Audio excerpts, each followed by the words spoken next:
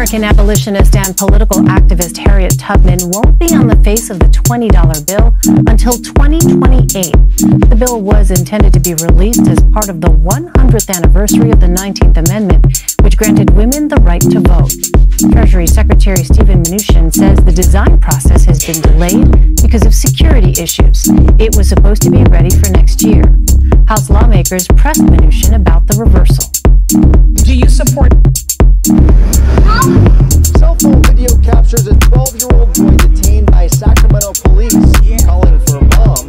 Moments later, as the 12-year-old is walked toward a squad car, video appears to show an officer wiping her face.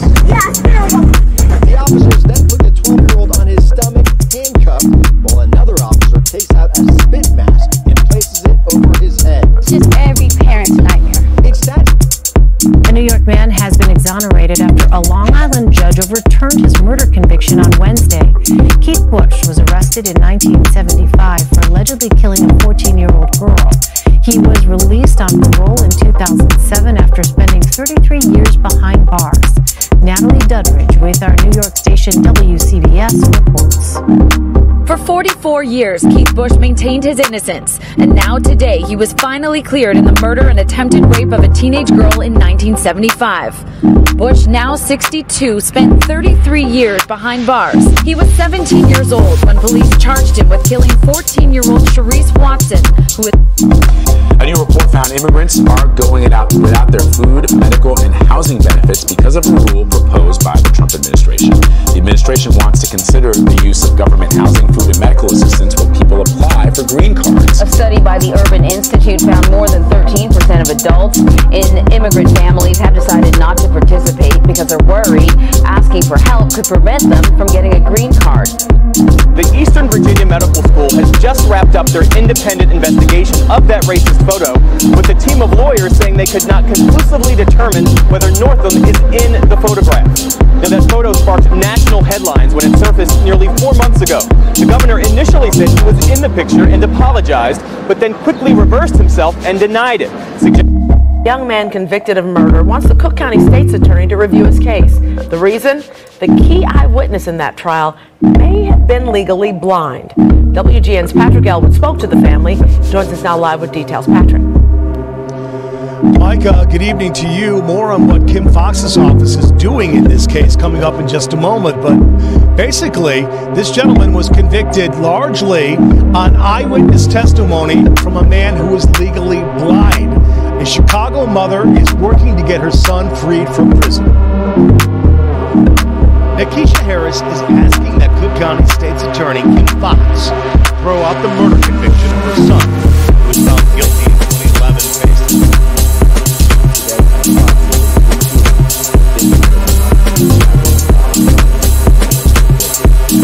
became a victim of mob violence and video proof of people urging that violence on.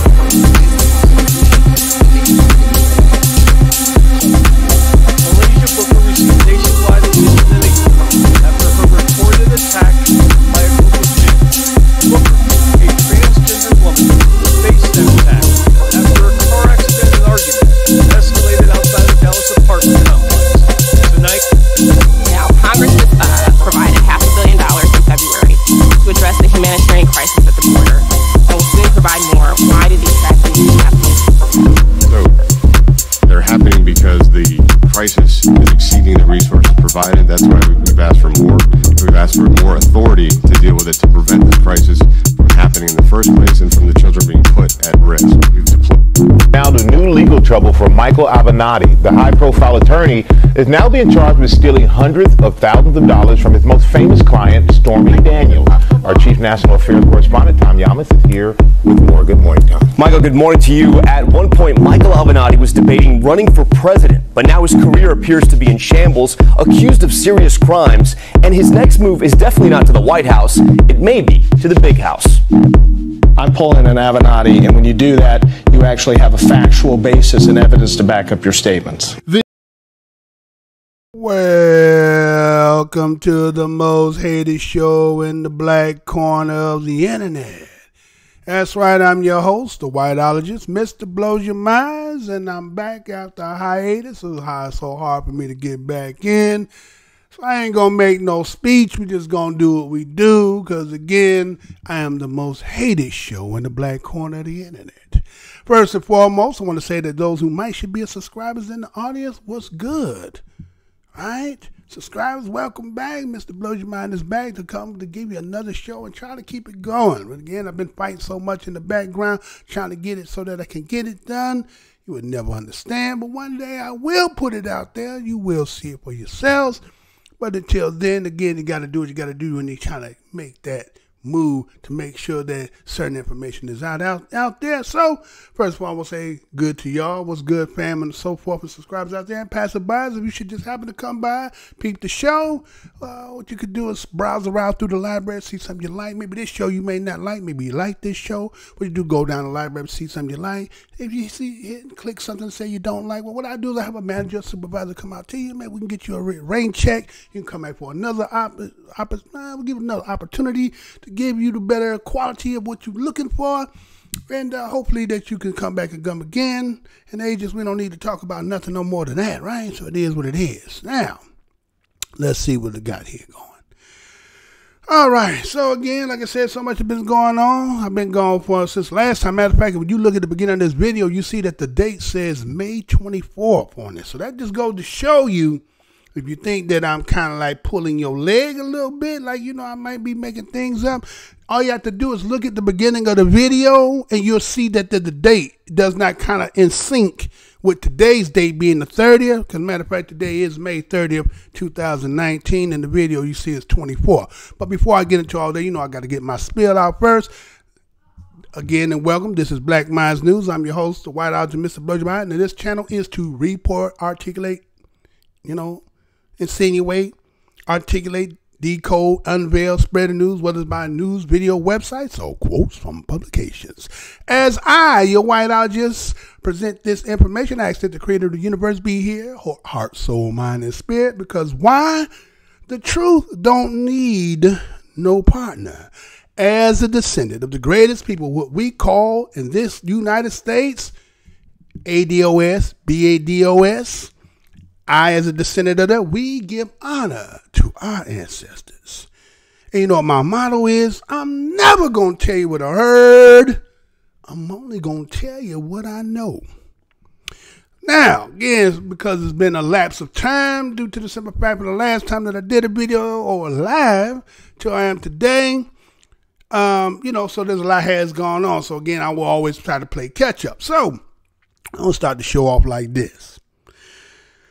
My question is, you know, again, as I said here, and relating some of this I just said. Now, we as the descendants of slaves, and that's the name we give as identifying those who are ancestors, because again, due to the harshness of our existence in this country, we don't have the perpetual connection of what took place in names and dates, even though some of us are going back and trying to find, you know, who's our relatives, and hopefully that there's some kind of documentation that can be, you know, specify certain individuals. And sometimes we can go back a couple generations, but again, most of us might have been 8, 10, 12, 14 generations, or even longer, depending, right?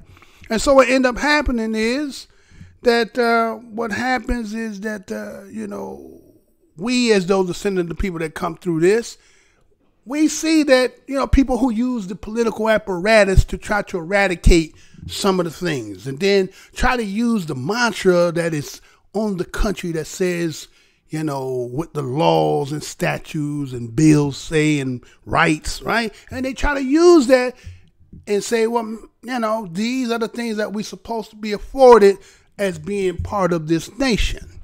So I seen this story here. It ain't new to nobody. Those who watch this show on Avid, you Avid watch again. I have almost 3,000 subscribers. can't get past 100 views. So you tell me what it is, right? Maybe it's something to what I'm saying. Maybe it is the most hated show on the black corner of the internet, or maybe just nobody's really interested in what you're talking about. Maybe it could be a little both, but I've said lies of the latter, they say, right? Neither really of the latter. So let me show you this right quick, right? Let me show you this right quick and then be right back. Check this out. American abolitionist and political activist Harriet Tubman won't be on the face of the $20 bill until 2028. The bill was intended to be released as part of the 100th anniversary of the 19th Amendment, which granted women the right to vote. Treasury Secretary Steven Mnuchin says the design process has been delayed because of security issues. It was supposed to be ready for next year. House lawmakers pressed Mnuchin about the reversal. Do you support Harriet Tubman being on the $20 bill? I've made no decision as it relates to that, and that decision won't be made in as I said. But there was a community process. The Obama administration first announced in 2016 that Tubman would replace President Andrew Jackson on the note. The Harriet Tubman $20 bill was supposed to drop in 2020, but Trump's Treasury Secretary has delayed it. You know I'm going to say that again. The Harriet Tubman $20 bill was supposed to drop in 2020, but Trump's Treasury Secretary has delayed it. Now, this story is coming out of USA Today, May the 23rd, 2019, and this is how it reads. Treasury Secretary Steve Mnuchin said during a congressional hearing Wednesday that the redesign of the $20 bill to feature abolitionist hero Harriet Tubman would not be ready in time for a planned 2020 release. The primary reason we're looked at redesigning the currency is for the counterfeiting issues. Mnuchin said when asked by Rep. Ayanna Pressley, Democrat Massachusetts, whether the new currency would be ready on time. Based upon this, the $20 bill will not come out until 2028. The $10 bill and the $50 bill will come out with new features beforehand. The ultimate decision on the redesign will mostly likely be another secretary down the road. Mnuchin explained during his appearance before the House Financial Service Committee that his department would meet the security features redesigned in 2020, but the imagery features will not be an issue that comes up until most likely 2026.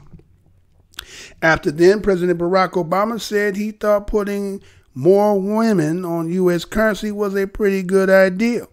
Treasury Secretary Jacob Lew asked for public comment about which woman should be added. We actually listened to people, and there was a legitimate concern about what bill a woman goes on the front of and what story we had to tell, Lew said in April 2016. He announced that Tubman would be replacing Jackson on the $20 bill and that Jackson would be moved into a scene of the White House on the reverse side. Lew admitted that it would be up to the next Treasury Secretary to see the change through, but he said the change's popularity would lead to backlash if it was abandoned. I don't think someone is going to want to do that, he said. Pressley asked Mnuchin, who agreed representation is important, but refused to say whether he thought U.S. currency should be more reflective of American diversity, whether he supported putting Tubman on the bill, on the $20 bill. I made no decision as it relates to that, he said. Pressley argued that the change to the bill was made after a lengthy community process. It's a decision of the Secretary of the Treasury, he replied. Right now, my decision is focused on security features. When Pressley asked Mnuchin whether he agreed with President Donald Trump, who said in 2016 that replacing former President Andrew Jackson with Tubman on the $20 bill was pure political correctness, suggested she instead could be placed on the $2 bill.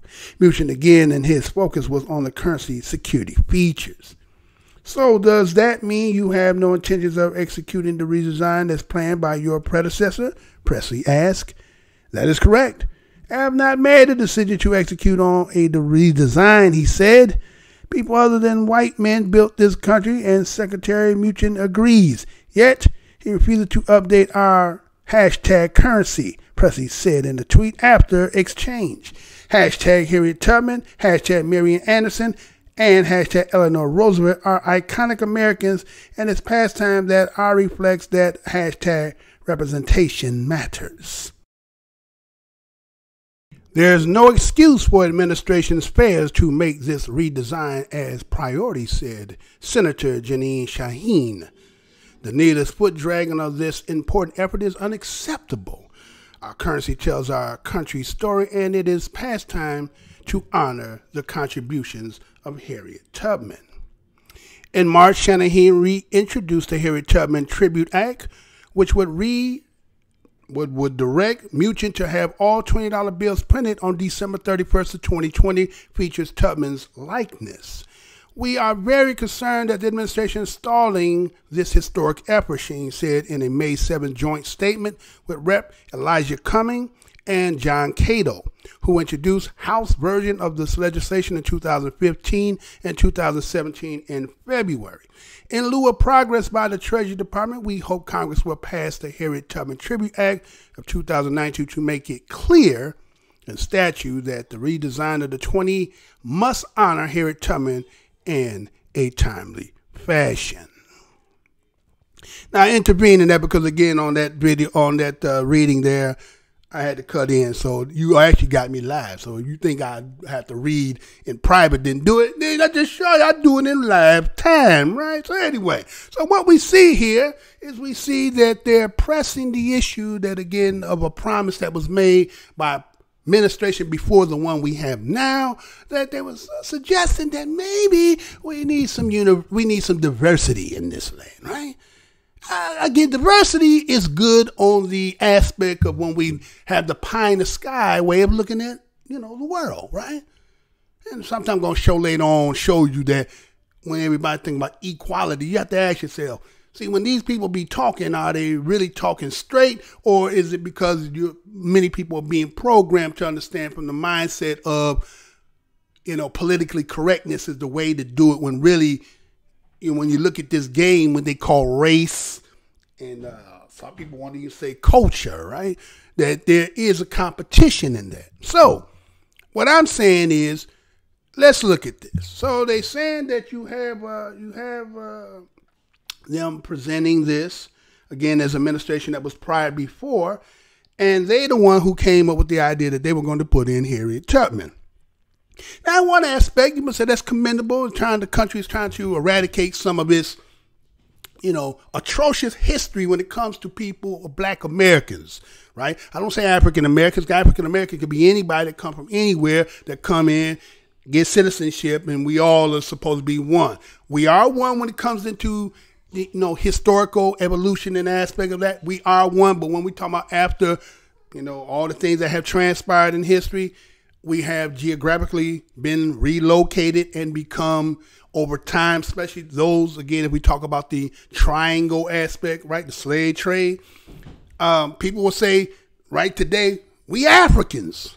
Now, again, I'm not against that. What I'm saying is we 500 years removed with so many generations doesn't mean that we don't have lineage to tie us to the continent, but being here after 500 years, we have become, it's like putting a perfect example to give you would be if you took a person from the continent of Africa and sat them right next to a person who is from 2019, present day, American Black, and put them side by side.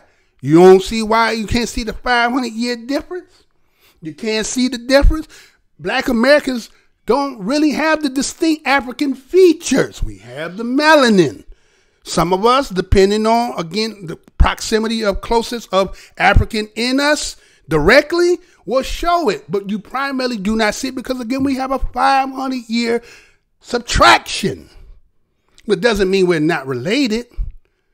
That's like a distant cousin coming up and you come to find out, right?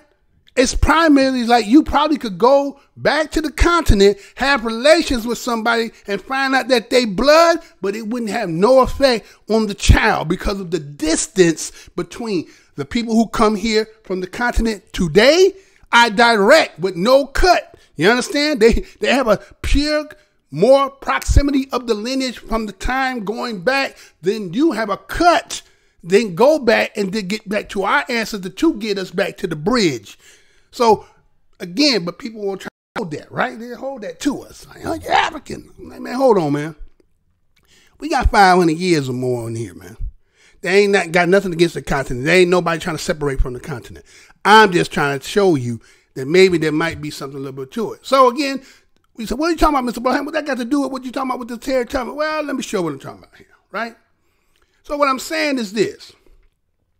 You know, due to our history in this land and what we have contribute to this land more than any other people in here, I said it, and I'll say it again. You need to say it again. We don't contribute more than anybody in this country than anybody here. Take it, leave it alone. That's up to you. Now, the thing is this. This country has a long, again, atrocious history. Nothing done to black people. So some people think using these things and getting statues and plaques and monuments is some way to eradicate, to train the diversity. So you have to ask yourself, understanding the history and know what this place is all about, and you want to take one of your heroes that you want to purport and put them in the place of what is the establishment of what somebody fought, killed, did whatever it takes to get in the position, and somehow you want to put yourself in the position of it with some glorification behind that. You have to ask yourself, is that what you really want? By putting yourself, again, if you look at the history of everyone that they put on the monies and the history tied to them, and why would you want to put your ancestor on that? So, and one that presidents, right? Now again, it's a commemoration, it's about what? It's about the 19th Amendment, right? When they talk about the 19th Amendment, talking about, commemorating the 100th year of women being vote. Now, let me ask yourself. Now, I know a lot of black women, you fight. Yeah, all right. So let's put it to you like this. In that video you seen where Presley, I think Ariana Presley, she was like, well, you guys had a committee and you said this is what you said, Master, this is what you said. So let's put it this way. All right, Master, the one been running, said it ain't all built by white men. It's other people do. Well, who gonna be next in line after the white man?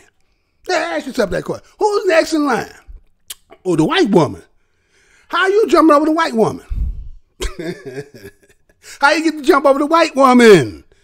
So you thinking that they trying to expedite you, and they got to go home and sleep and fraternize and seeing all they white women, and they looking at them like, how you put them niggers over us?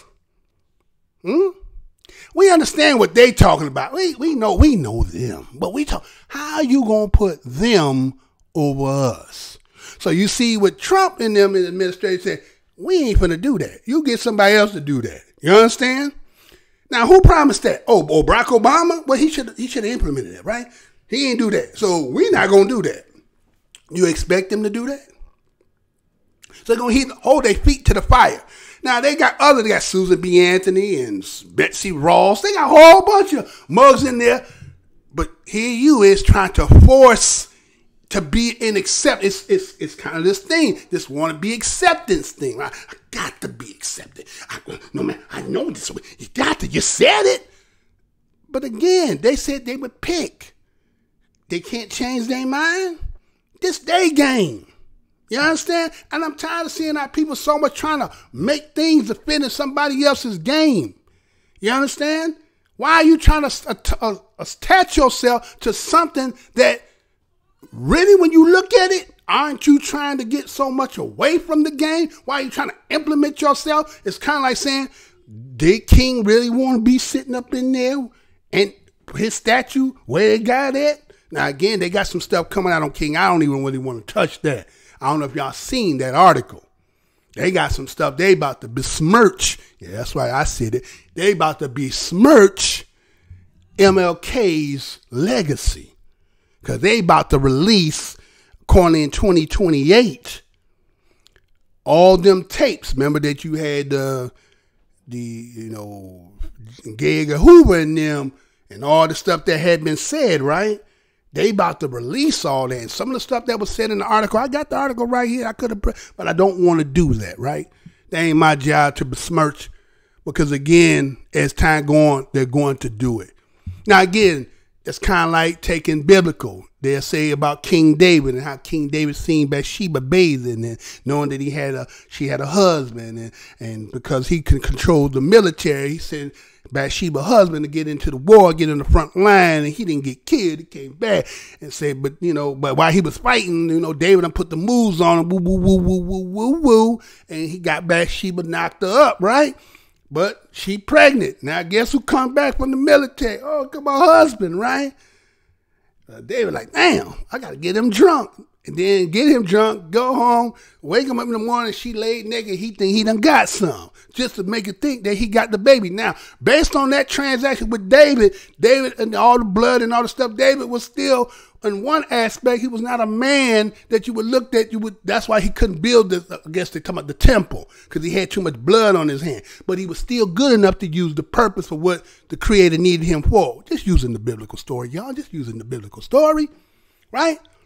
So that's what's going to happen when they get done with Dr. Martin Luther King. They about to besmirch his legacy. You didn't know about it? You're getting the inkling from it right now. I told you here, right now. They about to do it. In the next 8 years, they're going to slowly implement all that. And they're going to play it for the public. And some of the stuff I was reading, I was just like, man, okay. And they got the tapes to back it. So whatever. All right. So anyway. So I'm just saying, with that being said, why is it that we feel like so-called diversity is having our face and us acclimated in something? No, it wouldn't be. But some people feel like we've come a long way. It's like when Obama got into the presidency, so many people was elated and crying, and finally we made it. Fine, we did what? Got into the big house. We running master house while he going away, y'all. Ain't it good? Now you keep your feet up, and now you get to tell the rest of us niggas how to do it. That's all that was. Ain't changed nothing. What happened after all that 8 years? Nothing. See? So, but you still got this thing in your mind that somehow if we change this and get in there, somehow it's going to be right. No, it ain't. It's going to be the same old game all day long. So they think that if they change it and take Andrew Jackson off the $20 bill, you hear what Trump said? Trump said, no, why don't you put on the $2 bill? Right? Because again, the money has the presidents on there. Yeah, you see what I'm saying? All saying was, give a nigga an inch, he'll take a foot, right? Give a nigga an inch, he'll take a foot. So here it is, say, you ain't happy enough that we even thinking about just putting you on it, but you even gonna claim which one you want. You say Andrew Jackson. Hey, the history gonna always be, it ain't about taking away. It's about you knowing the history and knowing what took place so that you will be more informed. See, if you try to hide it, then what happens is you bury it, nobody knows it, but that don't mean people ain't still celebrating it, because black people seem like the only people who really ain't thinking about history. Every nation know their history, and you understand? But it's old. Them last year Jordans. Huh? Everything, see, keep you buying new, but never have no connection to the past. And I hear so many people who consider themselves academics and scholars and, all the time, I'm dwell in the past because this is the future. Well, you ain't got no future if you don't know what the past is. So again, would Harriet Tubman want to be on the money? You seen it as a good idea, but is it really a good idea? Y'all tell me. You write in them comments out there, right? I ain't gonna get into too much. I got a couple people in the house. I got a couple people in the house. All right. So let me go to my next one. I ain't gonna keep dwelling on that, but it is what it is, right? I'm trying to put us up on things again, knowing our history here. But see, some people can take the consolation prize and feel good with it. As a matter of fact, it's not even the consolation prize. Matter of fact, let me take that back. Consolation prize is normally for the runner-up, right? You didn't win, but you still get a trophy. It's kind of like they doing today. You'll be in 5th, 6th place and get a trophy. Everybody gets a trophy, right? So there's no losers. This is what we become now, right? Then just to say, I ain't fucking with that. Well, can't we just say that? I ain't fucking with that no more. But no, we got to be inclement. We got to be in it. Because why? You have to feel good. You have to feel like you're part of something. Yet, statistically, historically, everything shows somebody ain't got no love for you. But you that old hound dog, getting kicked, whipped, thrown, beat, and all that, and still, no matter when your ass come running. All right, moving on. All right, so what else I got up in my trick bag for you? Since we're going to talk about that, check this out. Now, again, I am not against immigrants. Right? I'm not against immigrants. Not against immigrants, right? Right? Not against them. I just know that me being a black American in this land, having legacy, descendancy, what my ancestors put in, other people come here, you get to escape whatever historical will happen to your people. You get to escape. And that's fine. And I'm not saying that there may be some intervene by this country in your country that doesn't allow you to do that, and you know, that whole immigration aspect of things, right? But those people who are descendants of what I'm talking about, how is it that they can advocate for everybody else and talk little when it come about your own people? Do I need to say that again? How is it that you can find people?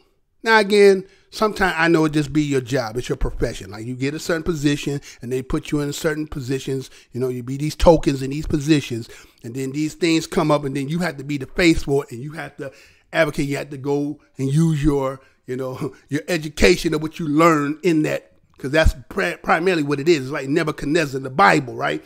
Take the choicest ones amongst the people and bring them and put them to the cog into his machine to keep his shit running, right? Well, what you talking about, Mr. Blood? Let me show you something right quick. And so, you know, this is what I do over here. Let me do this before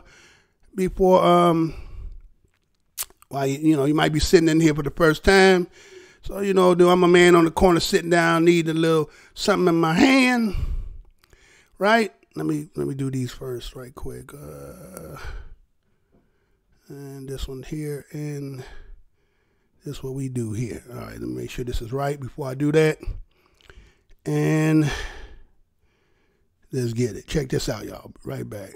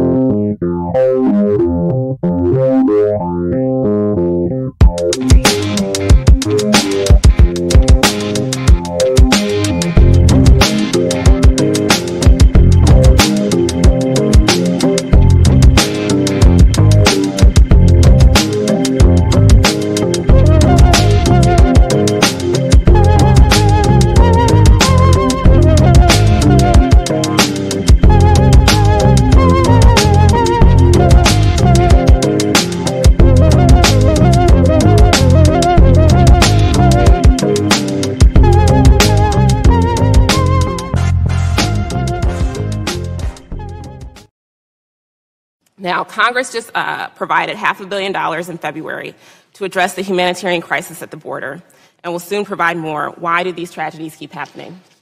So they're happening because the crisis is exceeding the resources provided. That's why we've asked for more, and we've asked for more authority to deal with it to prevent this crisis from happening in the first place and from the children being put at risk. We've deployed medical practitioners. We now have over 100 certified medical practitioners in our 2 busiest sectors. Right, but we've people asked for keep more dying, money sir. to extend that. People keep dying, and so this is obviously more than a question of resources. Congress has been more than willing to provide the resources and work with you to address the security and humanitarian concerns, but at this point, with 5 kids that have died, 5,000 separated from their families, I feel like, and the evidence is really clear, that this is intentional.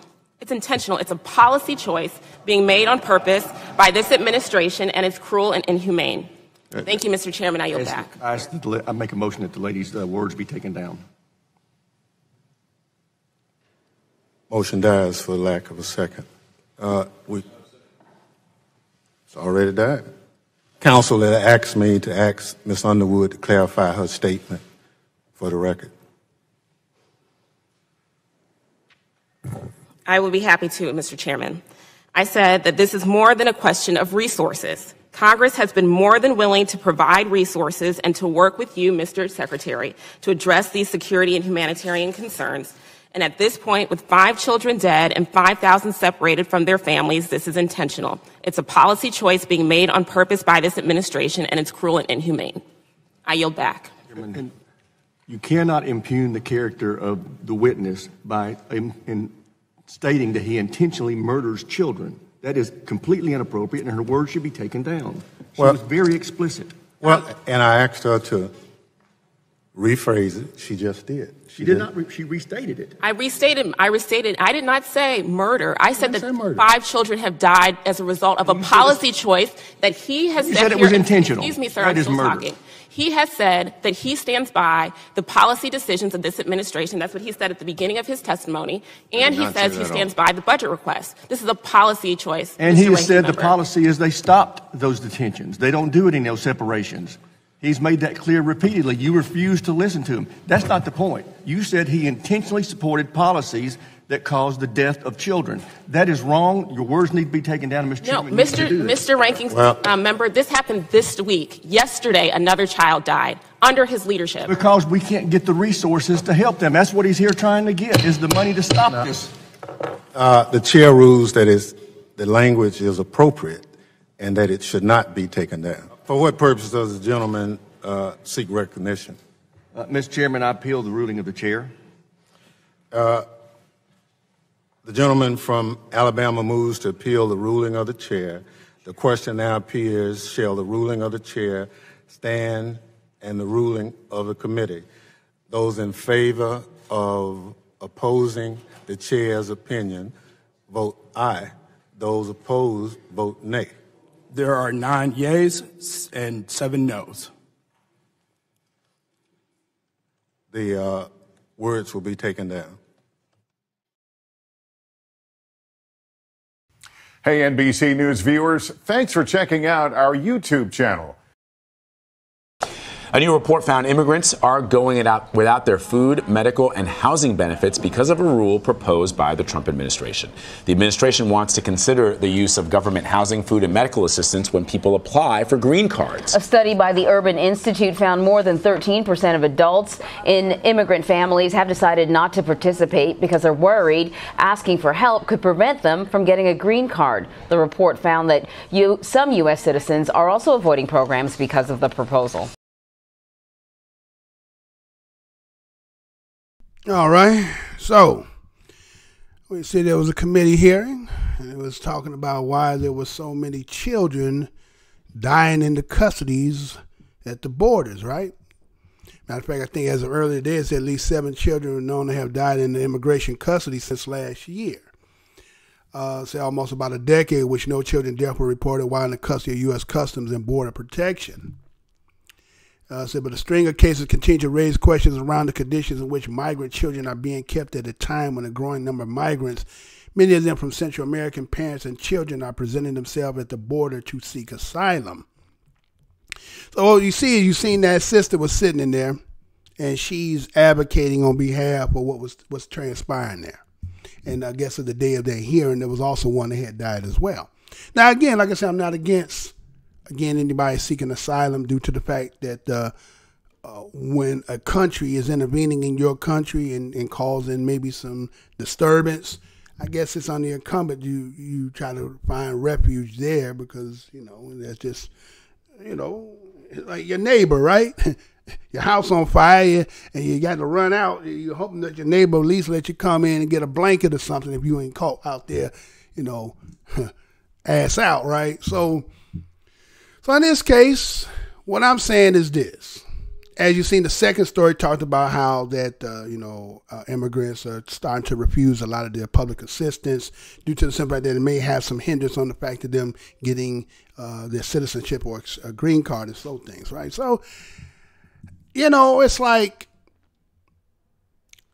you have, situations that's already internal in this land, right? You have people here who've been here, that done, been the descendants, against a lot of things that has been established, institutionally, right? But you have not resolved that. And putting, tiny Band-Aids on a gunshot wound really is just like not putting a Band-Aid on it at all. But see, you got plenty of money, as he was saying, well, we don't have money because wait a minute. Again, there's no shot at migrant children or people trying to come for asylum. You got people here, man. You got, cities where really the crime, everybody know poverty has a lot to do with economics, right? See, how you getting these economics to do these things, but you ain't got economics to suffice and help, mend a lot of the atrocities that have been really, a lot of people say that you're blaming the people here for what done transpired, or are we to be held accountable for what my ancestors have done? And I done already showed you in law, it's called an accomplice. Mm-hmm. You become accomplice when you know what take place and you can do something about it, and you don't, you become accomplice to the crime. So it seems like everybody would rather say, we'll turn a blind eye here, but we're going to look here because it may be more beneficial me to look here than if I look here. But as long as that's there, then that problem doesn't, it doesn't just dissipate. It grows and it gets worse. So maybe is that part of the plan? Maybe to let it get so bad, then try to justify, kind of like the Joe Biden speech of the 1994 crime bill, right? You're going to pipe my mom. You're going to pipe my mom, rape my daughters, fight my sons. I would rather have them locked up. I don't care what we did. All nine, right? See? But we humanitarians and philanthropists everywhere else. But that which right here in your back door, neighbors, who you come in contact with, who serve you your food and build your stuff, you have no love for them at all. See? But see, we'd be wrong if anytime we try to make it just solely for ourselves, then everybody say, see, but no one on behalf of everybody else does not speak on the behalf of us. It's kind of like, well, we'd be glad when y'all get the hell out the damn way. It's really what basically the side of things we're saying. We'll be glad when y'all finally get out of our damn way. See, in one aspect, you're thorn in the side of somebody else's because, again, historically, it's like the burning reef. You're on the head. Every time they see you and you're talking, we start talking about truths and what done happened, it's the burning reef on the head. And you can't get rid of it because you know the facts of what they is, because the truth don't need no partner, does it? The truth don't need no partner. So as long as I got that, I'm going to be a thorn in your side. So to get the thorn out of my side so that I don't have to look at that, and really I'm not trying to depart anything that I have garnered from the transactions that took place before me. I like the comfort of luxury that the life has afforded me. So what? That what happens, and that's not my problem. You know, this country, all you do is pull yourself and educate yourself, and you can do the same things. See? You like keep telling yourself that. You like telling yourself that. But the truth of the matter is, you know that's a lie. But it looks good saying it.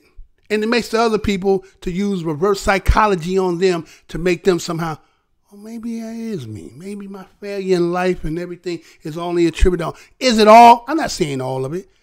But damn, if the game is rigged, you know what I'm saying? It's like going to Vegas, going to the casino. Huh? Is the game rigged in some sense? Is the game rigged? Do you not have a card that you go in there? There's a membership card or some stuff like that. You done been in there enough after you done came and you done money. Everything is being tabulated, right? Everything is electronic, right? It's automated now, right? Everything, how much you done spent, it's about time to let this person win. So somehow you're going to win. You're going to win a couple $1,000. Oh, you hit. Now you'll be back. You'll be back for the next month or so, right? You'll be back, right? All in the game. It's rigged, right? Can't beat the house because they can print money in the back. Right? You can't beat them. They print money up in the back if they need be. It is they city. You know what I'm saying? So anyway, so that's how it is. So we just gonna keep it doing that. So again, you see that they fighting in the behalf. And again, did you see the power move? Let me get to it now. Did you see the power move? See? The sister came in there with what? The facts. That, yes, children of immigrants are dying in the custodies under your care. And you, as the head of that, runs that, which means that you have the authority to make sure this doesn't happen. So the words that she used were a little bit like cutting too factly. So he said, I want them stricken from the record. You can't sit there and say that I'm killing. See? Isn't that just kind of like always the deflective tactic being used by certain people? That was them. Had nothing to do with me. Never is responsibility on your behalf. It's always somebody else. And so, I want it stricken from the record. Mr. Blows Your Mind's channel, Black Minds News, to be put in a corner and not to be seen or heard from nobody. You get it? So what happens? The committee judge, Thompson, says what she said was exact in the fact and will not be stricken from the record. Now see, that was a brother supporting the sister. Did you see it? The brother supported the sister. And guess what? See, this is what you got to understand, black folks. You can be sitting in the seat that you say that you render power. But the way they got it set up, did you see how they undermined his ass? Let me re-say it to you once more. Did you see how the system was rigged to still undermine him? He said it will not be restricted. And then what he said, I asked to restrict what the chair says. So guess what happens? They have to vote. So they voted. 9-7 says in favor to be restricted. Black man had to go back. It will be restricted. Huh? You see what I'm saying? See? See, sometimes it ain't about the truth. Especially with them. It ain't about telling the truth with them. It's about what they say and what it is. And that's what you seen right before your eyes. That's what you seen. Right before your eyes. Now, let's get on to that. Now, let me show you again how this works. Now, those who done watched this show done seen when I pulled this out when it first happened. But check this out. Check this out. Check this out right quick. The Eastern Virginia Medical School has just wrapped up their independent investigation of that racist photo, with the team of lawyers saying they could not conclusively determine whether Northam is in the photograph. Now, that photo sparked national headlines when it surfaced nearly 4 months ago. The governor initially said he was in the picture and apologized, but then quickly reversed himself and denied it, suggesting someone put the photo on his page by mistake. But today, investigators say they found no information to back that up. With the central question about the photo unanswered, Governor Northam is facing renewed calls to resign. But Northam says he won't step down. Instead, he says he's committed to focusing on issues of race and equality. Hey, NBC News fans, thanks for checking out our YouTube channel. Subscribe. So we see that once again, the system works according to what they want. It ain't about truth and right when it's on them. When it's with you, oh, it's by truth and right. Wait a minute. He admits originally that it was him in the photo, but he didn't tell you which one because both of them didn't do you good. One all in the blackface, the other one was all in the Klan uniform. So he didn't want to say which one he was, but he originally say he was in that? Then he came back and said, well, I take that back. I'm not saying I was in there. Somebody put that out there. I didn't do that. So now they get a committee of lawyers to go back and see, and they say, well, we can't really determine whether it's him. Of course you can't determine, but he did admit originally. But he can recant that. You get what I'm saying? See? The truth could be right there, because see, the truth don't need no partner. But in the case of, again, like they say, what they say, fake news and real news, well, fake truth and real truth, right? You bring real truth, they say that ain't real. They come with the fake truth. That's real. You get what I'm saying? Oh, hold on, I didn't even switch my page, did I? I still let you sit there while looking at Lester Holtz and whatnot, right? So it's funny, right? Right? It's always been two standards, two different systems in this land. We know that. We ain't brand new to that, right? We're not brand new to that. Well, we're never gonna be brand new to that.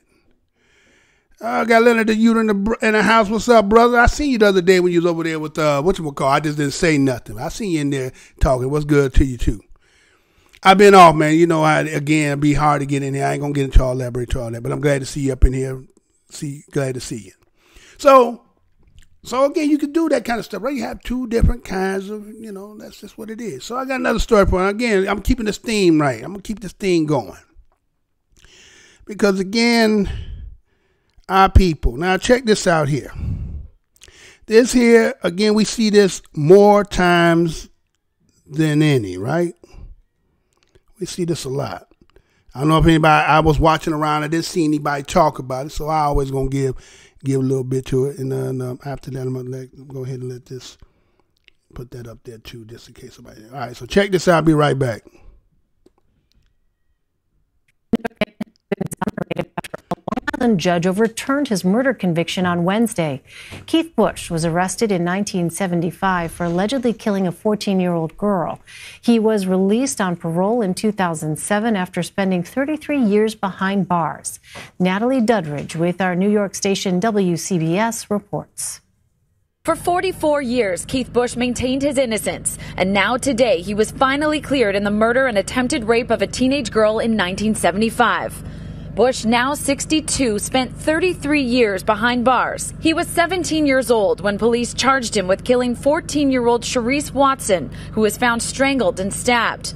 Over the years, Bush and his lawyers made several attempts to exonerate him. Only now has new evidence come to light after months of investigating. In court, the judge said Bush was denied a fair trial and that there has since been newly discovered evidence of another potential murder suspect. We believe Keith Bush did not commit this murder. We believe that John Jones is a more probable suspect. The judge said he could not give Bush back what was taken from him, but could restore his presumption of innocence. After serving his time, Bush was released from prison in 2007, but has been on lifetime parole ever since. Even once he got out, he says he never felt free. He had to register as a high-risk sex offender, but now he will be cleared. Bush says that he lived with the hurt and the pain for a very long time, and no one would hear him out. And finally, today, someone has listened. In Riverhead, Long Island, Natalie Duddridge, CBS 2 News. Judge overturns conviction of innocent man who served 33 years. You know I'm going to say that again. Judge overturns conviction of innocent man who served 33 years. This story is coming out of CBS News, May the 23rd, 2019, and this is how it reads. Riverhead, New York. A Long Island judge on Wednesday overturned the conviction of a man who spent 33 years in prison for a crime he didn't commit. Keith Bush was 17 and at a house party when police arrested him in the killing of Sharice Watson, 14, who was found strangled and stabbed near the house. Though he ultimately signed a confession, prosecutors believe it was coerced. Over the years, Bush and his lawyers made several attempts to get him exonerated. Bush was released in 2007 but was placed on lifetime parole. CBS News New York reported that Bush had to register as a high-risk sex offender but never felt free. On Wednesday, he was cleared. Can I give you back that which was taken from you in the 1970s, but I can't give you back your presumption of innocence, Suffolk County Court Judge Anthony Sempf told Bush. The judge said Bush was denied a fair trial, that there has since been newly discovered evidence of another potential murder suspect.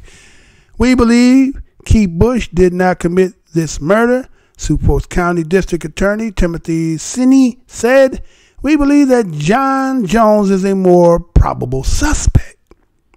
Bush, now 62, told CBS New York he lived a long time with hurt and pain and no one would hear him out. Finally, someone listened to him.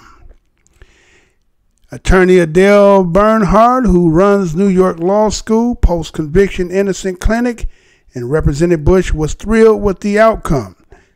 Justice is finally served for Keith after decades too long. Now let's look at all the other confessions these officers solved by coercing the confession, Bernhardt said in a statement.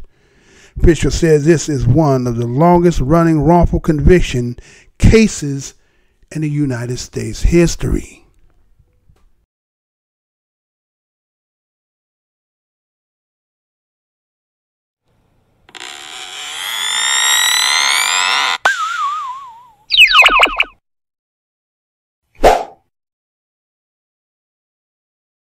All right, so we're back. So we see that in Riverhead, New York, see that a Long Island judge, and again, these stories are going back a little bit because, again, I've been gone for about a week, right?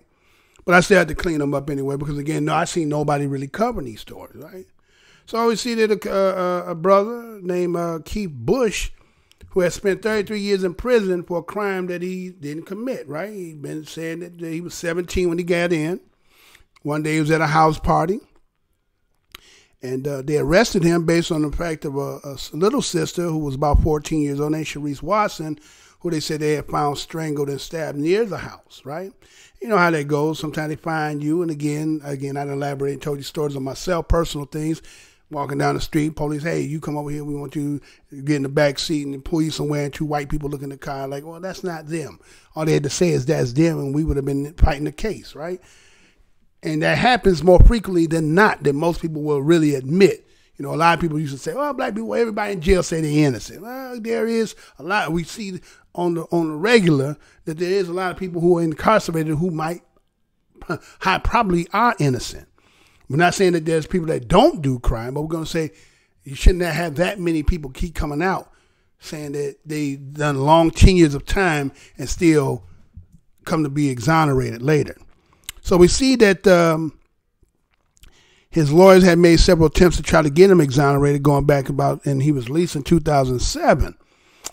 But, you know, even though they had released him, he had to go through to being, I think what they call that, for a sex offender, right? He had to report to being a sex offender. So he kind of never felt like he was free. Especially think about that. You know that you didn't do what you did, and yet you've been scarlet lettered, right? You have to walk around with the scarlet letter, knowing in your heart and mind you are an innocent person. And your whole life has been taken from you. You're still in the process, right? This went all the way back, going back to the 70s, right? And primarily, you know, he had been pleading. right? But again, he finally gets his turn, and the judge decided that he was denied a fair trial. And so there had been some newly discovered evidence. It's normally what always happen, right? And they come to all of a sudden, we believe that Keith Bush did not commit this murder. And then we believe that John Jones is the more of a probable suspect. Wait a minute. How long did y'all know about John Jones? You understand? How long did you know about it? Now, here this brother is 62, right? Went in at 17. Oh, man. Huh? He almost did four 17s. He did 3, right? He did 3 17s, right? Come out, 17. You ain't had, there's not enough money. You took everything from this man. Huh? Everything. So we see that this attorney, Adele Bernhardt, who runs the New York Law School Post-Conviction Innocent Clinic, she was the one who ended up representing Bush. And she became thrilled over the outcome, right? Justice is finally served. Again, justice. What does that even really mean? I mean, you talking about decades. This man spent his teenage.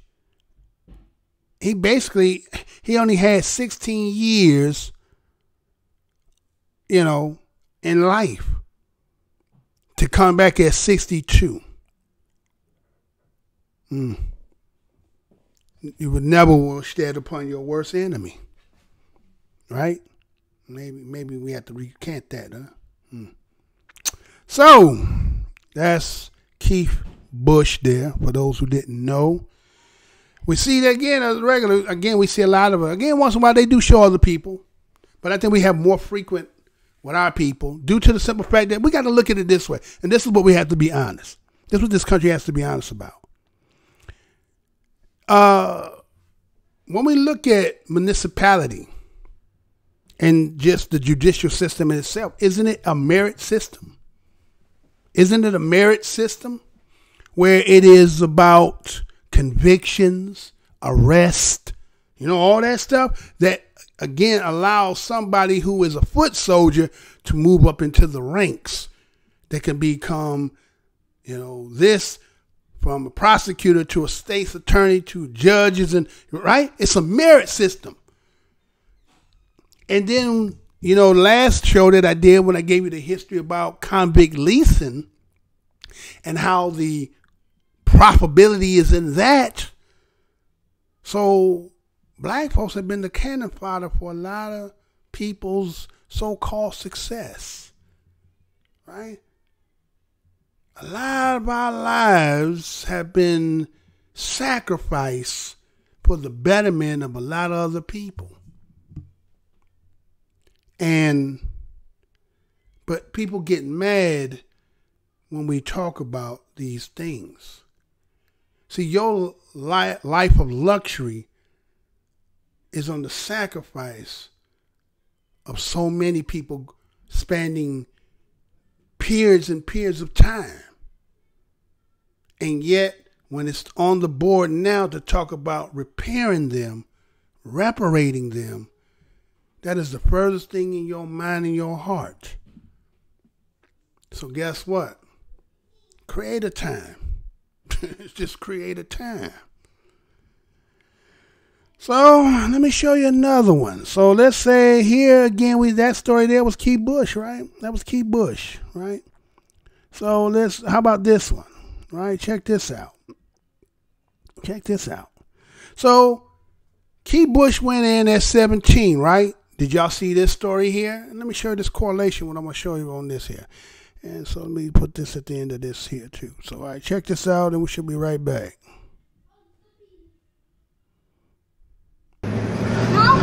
Cell phone video captures a 12-year-old boy detained by Sacramento police, calling for mom. Moments later, as the 12-year-old is walked toward a squad car, video appears to show an officer wiping her face. The officers then put the 12-year-old on his stomach, handcuffed, while another officer takes out a spit mask and places it over his head. It's just every parent's nightmare. It's that spit mask that's become a focus of the 12-year-old's family. Latoya Downs is the 12-year-old's mother and says officers' treatment of her son was degrading. Degrading. He was angry. He didn't know why it was on him. It was degrading at that point, and he was scared. He didn't know.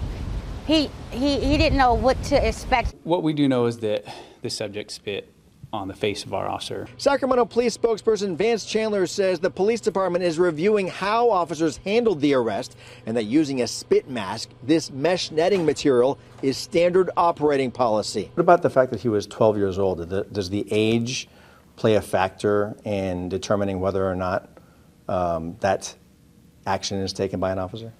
Well, all that plays a factor. You know, all the circumstances that they faced during this incident, all of those play a factor. The incident comes as the Sacramento Police overhaul force-related policies within the department following the Stephon Clark shooting. Attorney Mark T. Harris, who works for the Ben Crump law firm handling the Clark case, is representing the 12-year-old's family. I've never heard a situation where a 12-year-old child had a bag placed over his head. I don't care what they call it, a spit propulsion repulsing device. They can call it whatever they want. A bag is a bag is a bag. A family asking police to apologize. So far, the police department says their officers were simply following procedures. Police defend using spit mask on 12-year-old boy. You know I'm going to say that again. Police defend using spit mask on 12-year-old boy. This story was done May the 23rd, 2019. Coming out of ABC News 13 out of Sacramento. This is how it reads. On the caption of that says, police defend using spit mask on 12-year-old boy. Sacramento, California. Police in California's capital city are defending their use of a mesh spit mask on a combative 12-year-old boy. Sacramento police on Wednesday released officers' body camera video that shows the boy struggling and apparently spitting on one of the officers. Police say they spotted the boy running away from a security guard and helped detain him last month. The video showed officers working to calm the boy, who repeatedly curses and shouts that he can't breathe.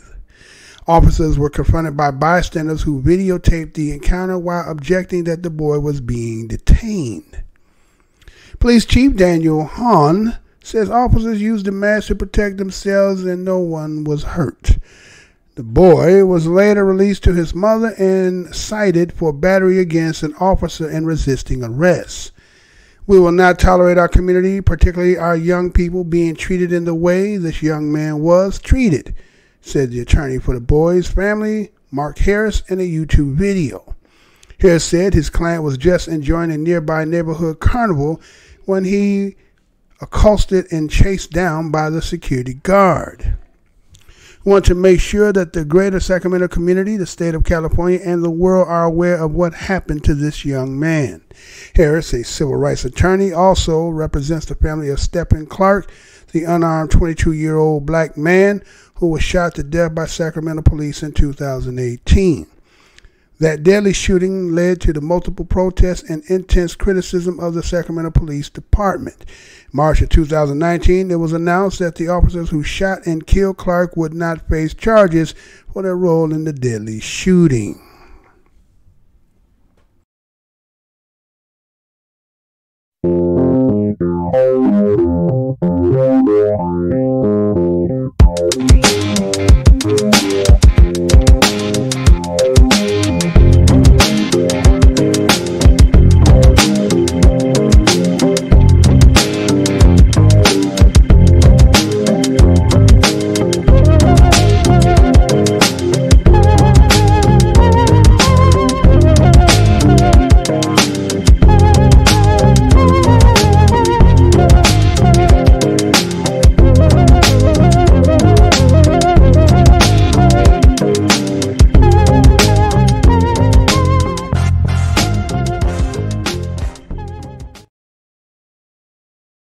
We're back. So we see that a 12-year-old boy seemed to have been accosted by some police, right? And according to the story, it said originally the boy had been, I think, in a mall or something happened. They ended up running from out of the mall. Police seen him running, accosted him, held him up, and then that's how that whole situation took place, right?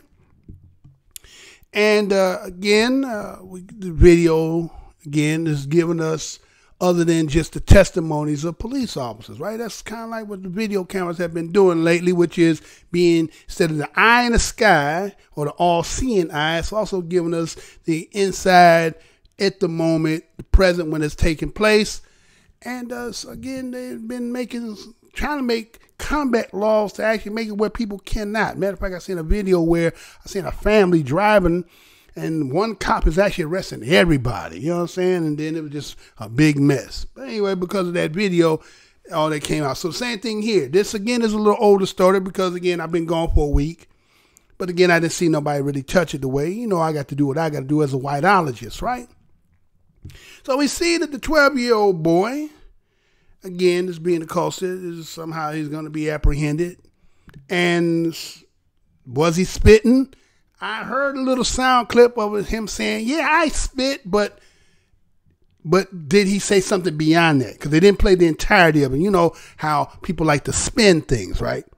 Maybe he was saying he spit, maybe it was something else behind it. Or I spit at you, but we don't know that.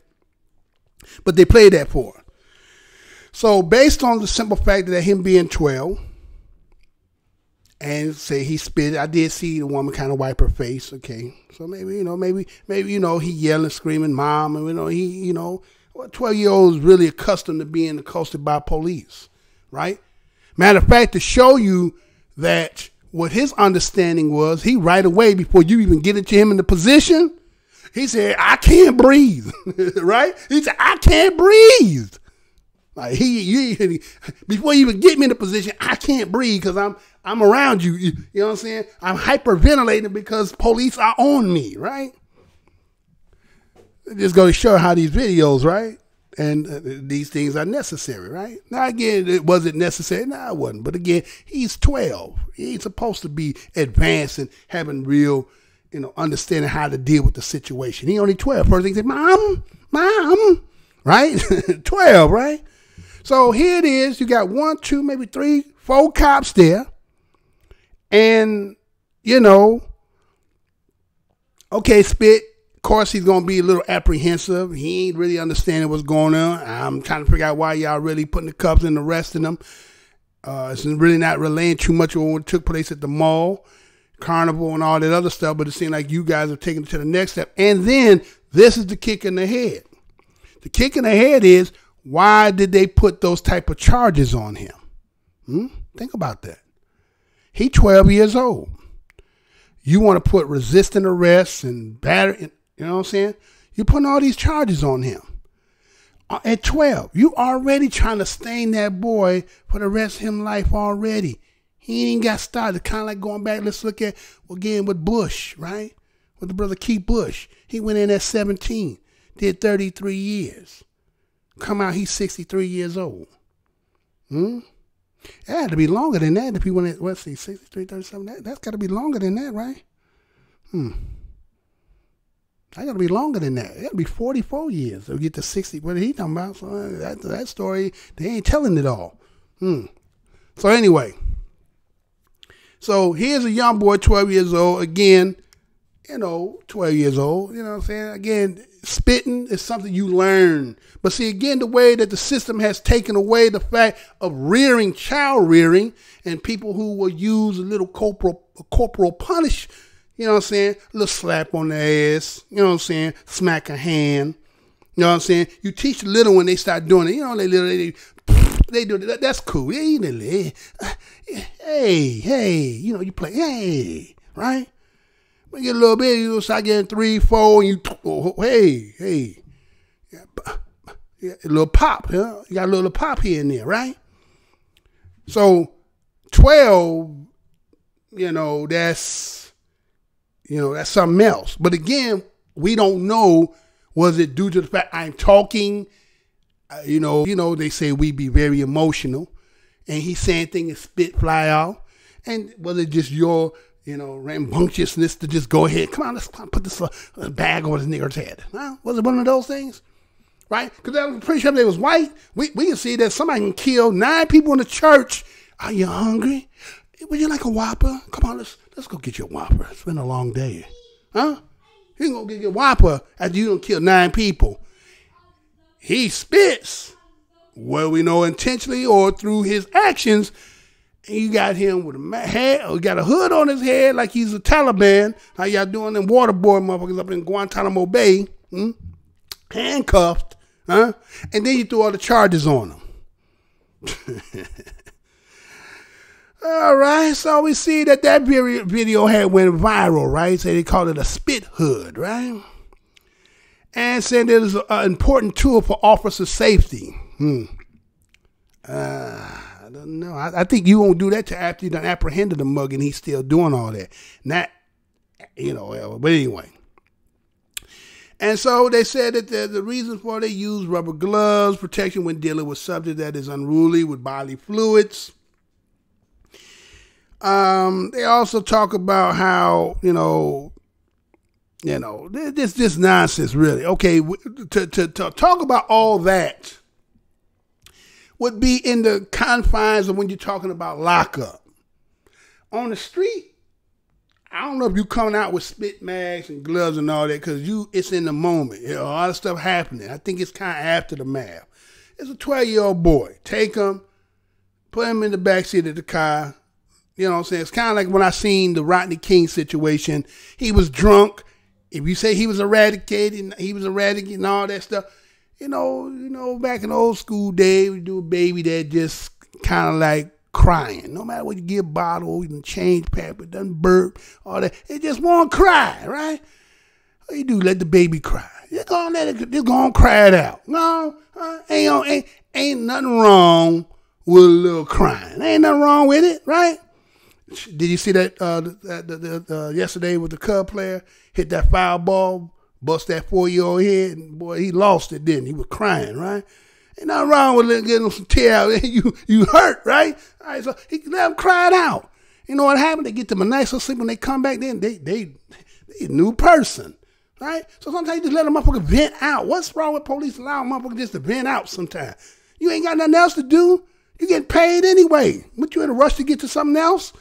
You got one. You on the clock. You showing you working today. Nigga, go ahead. I got all day. Like teachers used to tell us back in the day when we in there clown out in class and say, hey, it don't matter if you don't learn because I already got paid. You understand? You already getting paid. So what's the rush?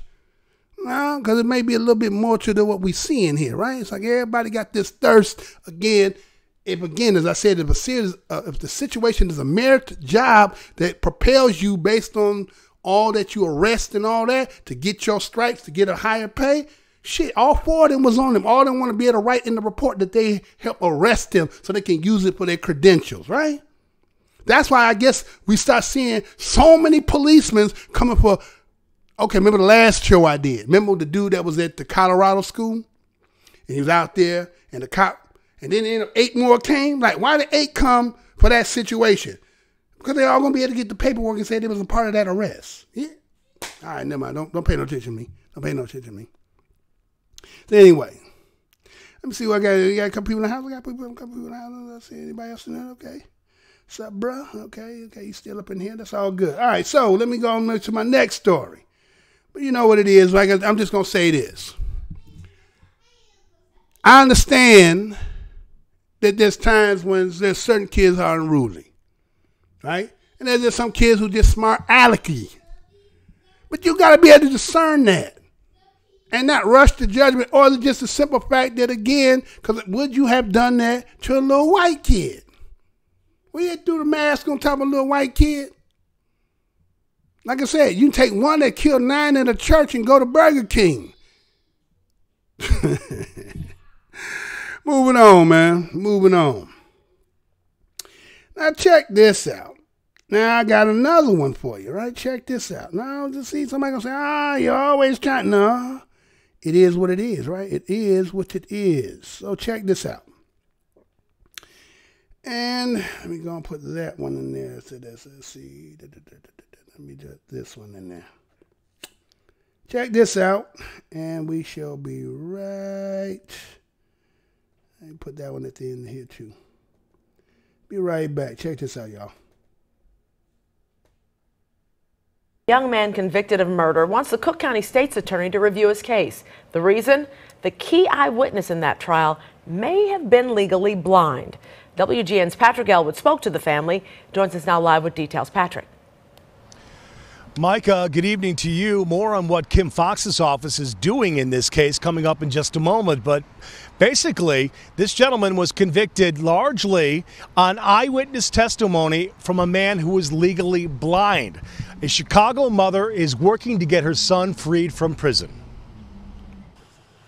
Nakisha Harris is asking that Cook County State's Attorney Kim Fox throw out the murder conviction of her son, who was found guilty in 2011 based on new evidence that the man who said he saw Darian Harris, then a senior in high school, shoot and kill a man at a Southside gas station and then wound another. Despite no physical evidence, the judge in a bench trial found the accuser to be a credible witness. Mom says her son has an alibi because he was with his father at the time, and that man who provided the key witness testimony was legally blind. When the question came up in court, he stated that his eyesight was okay, that his diabetes didn't affect his vision, when in fact we found out after the trial that he was deemed legally blind in 2002. The judge sentenced Darian Harris to 76 years. He's now 26 years old and serving time at Statesville. Nakisha has drawn the support of activist Jamal Green, who is helping to raise public awareness about this case. What I don't understand is how a case with no evidence, no DNA, no fingerprints, off of one sole testimony, you would think that eyewitness eyewitness testimony that couldn't see, you would think that you had a rock solid case. You could beat this. This is easy, right? So you would think that a judge would say beyond a reasonable doubt that the state didn't prove this case. So there is a July deadline as it relates to this case. It has been reassigned to a different judge because the original judge has since retired. A spokesman for Kim Fox's office says today they are reviewing the entire matter. Reporting from police headquarters at 35th and Michigan, Patrick Elwood, WGN News. Back to you guys in the studio. Thank you, Patrick. Prosecutors say a teenager admitted to shooting his ex-girlfriend and her mother in their Kenosha home. 15-year-old Martise Fuller made his initial court appearance today. He's accused of killing 16-year-old Kaylee Juga and injuring her mother Thursday in their home. The mom told police she heard a scream and saw Fuller at the girl's bedroom door. She says she told him, "You don't have to do this," and he replied, "I have to." A criminal complaint says he confessed to a relative. Bond was set at $1 million. A 2014 hazing incident leads to disciplinary action for 8 police officers in West Suburban Bartlett. An investigation found the officers violated several department rules during a training exercise 5 years ago. They fired simulated ammunition rounds at 2 officers, leaving permanent marks on one of the officers' legs. Bartlett's police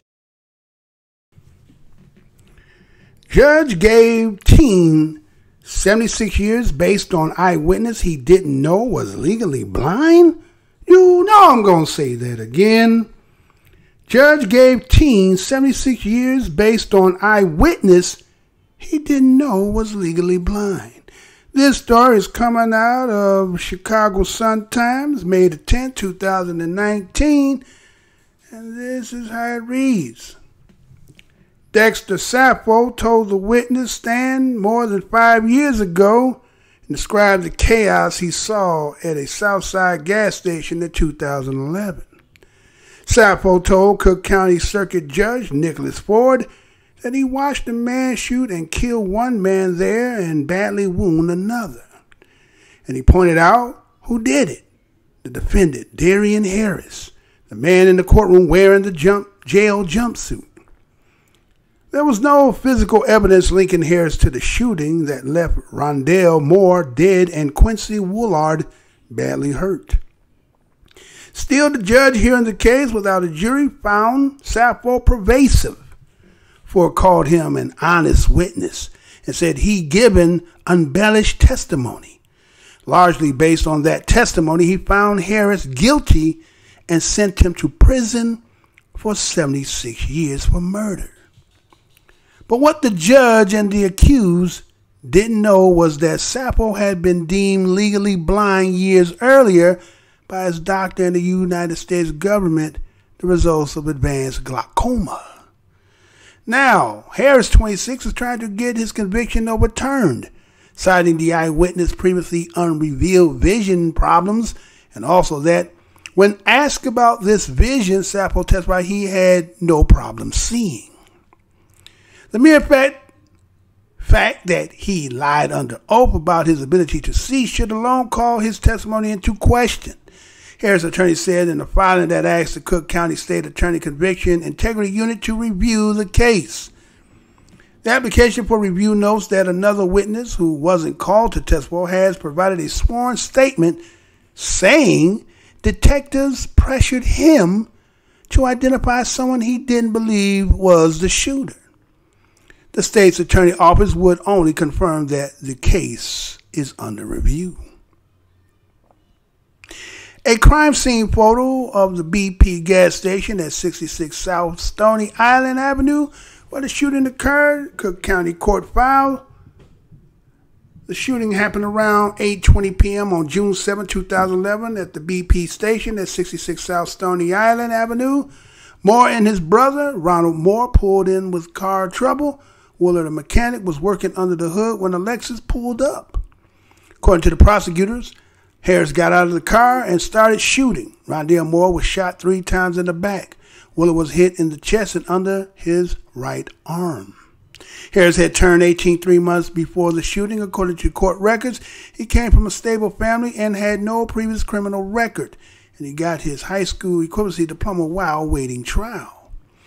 When Harris went on trial in 2014, Sappo testified that he was heading home from a fast food joint on his motorized scooter and was maybe 18 feet away when the gunfire started. He told the judge the shooter bumped into him, nearly causing him to drop the gun as he ran off.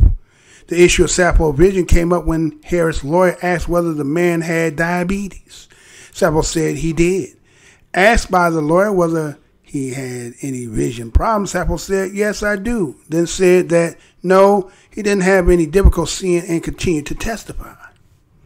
Sappo's vision problem had been documented in lawsuits he filed over a span of 16 years against a colleges, a landlord, and 2 employers. He said they discriminated against him because of his vision, disability, and sight limitations, court record shows. According to the record, Sappo started receiving Social Security disability benefits in 2002 because of his vision, which a doctor diagnosed as 2400 in both eyes. That means that's something a person with normal vision could see 400 feet away. He see only if he has just 20 feet away. And his field of vision was measured at 10 degrees in each eye, records show. 20 degrees or less and a person is legally blind.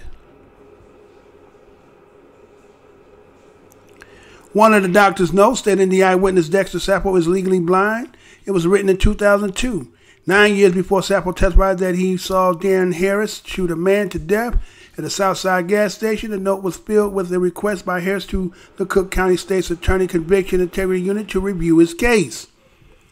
One case, Sappo sued the city colleges of Chicago in federal court in 2012. He said that after he enrolled in an adult education class at Wilbur Wright College on the northwest side in 2011 and gave medical documentation of his visual disability, it was to be provided with a note taker, large print document in class, a vision monitor, and additional time during test taking.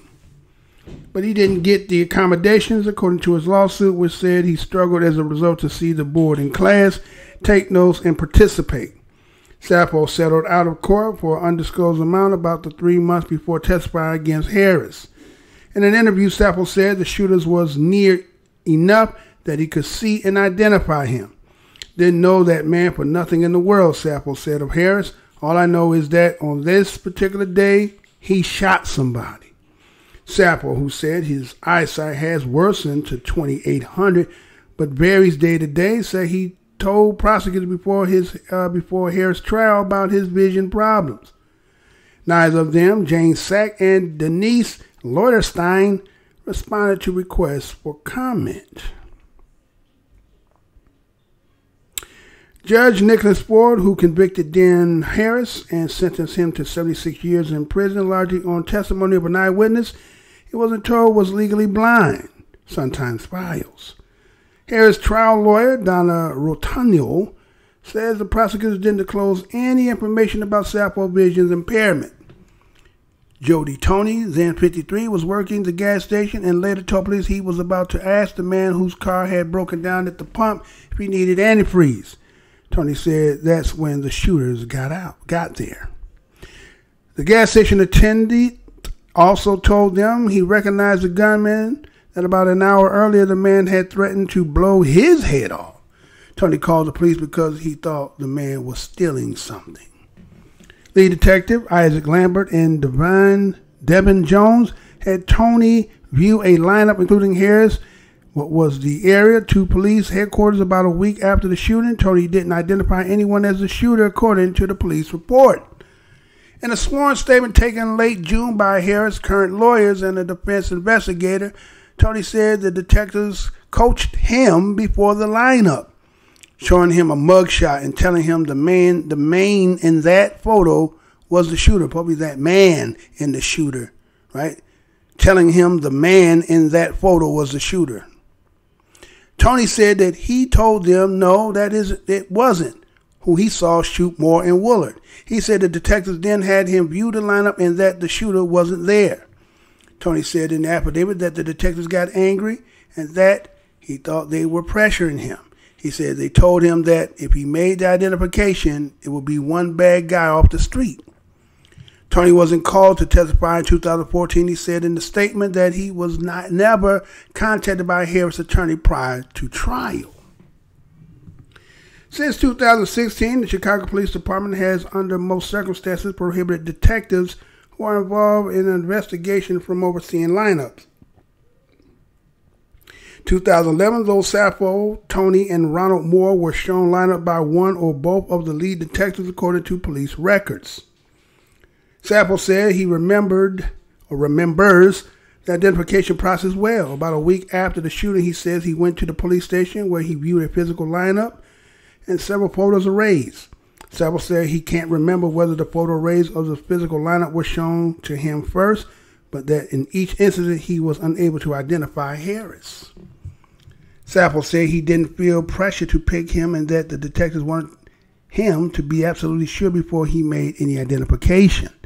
During Harris' trial, prosecutors entered the evidence, the physical lineup that Sappho viewed, and said that when they identified Harris as the shooter.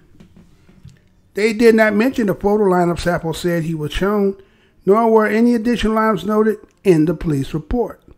A police spokesman wouldn't make Jones or Lambert, who both had been promoted to sergeants since the Harris case, available for an interview. Two other witnesses linked Harris to the shooting, including one who recanted his identification in court, saying detectives had pressured him. Aaron Jones, who was driving a black Lexus that the police pulled over right after the shooting, testified that he gave Harris a ride to the gas station before the shooting. Near the end of his testimony, though, Jones cursed and recanted the identification he made to the detectives of Harris, which came after he was held for 2 days in police custody. He wasn't never in my car. He was never in my car, Jones told the judge. The detectives told me to say this. After being scolded by Ford, Jones testified that detectives told him he could face life in prison and that as a result of that threat, he told them whatever they wanted to hear. Ronald Moore, the brother of the man killed, identified Harris in the lineup and in court, but he testified that was after friends showed him a music video in which Harris appeared, and so did Jones' black Lexus. Judge B. Hyman wrote the opinion upholding Darren Harris' conviction in Illinois Appellate Court. 2016, the Illinois Appellate Court upheld Harris' conviction, cited Moore's apparent animosity towards Harris and acknowledging his credibility could be an issue. Also said Jones' courtroom recantation puts his identification of Harris in doubt. Still, Sappho was a credible witness. Appellate Judge Michael B. Hyman wrote, citing surveillance video, he said, corroborates the testimony he and Moore gave. The video showed a man whose thin build and short hairstyle generally fits Harris, but doesn't show the shooting or the shooter's face, which prosecutors acknowledged in the closing arguments. Emily Horner reports from Injustice Watch, nonpartisan, not-for-profit journalism organization that conducts in-depth research to expose institutional affairs that obstruct justice and equality. Stateville Correction Center in the far southwest suburb where Darren Nair is doing time.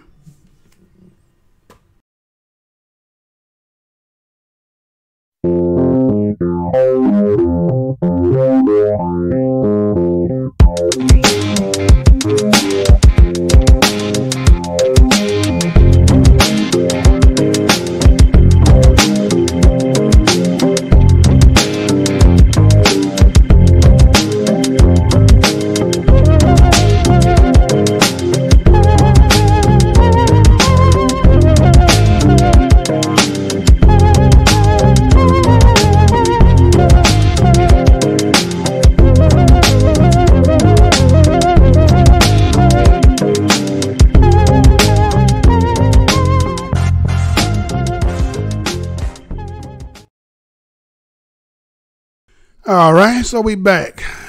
Thank y'all for your patience for listening through that.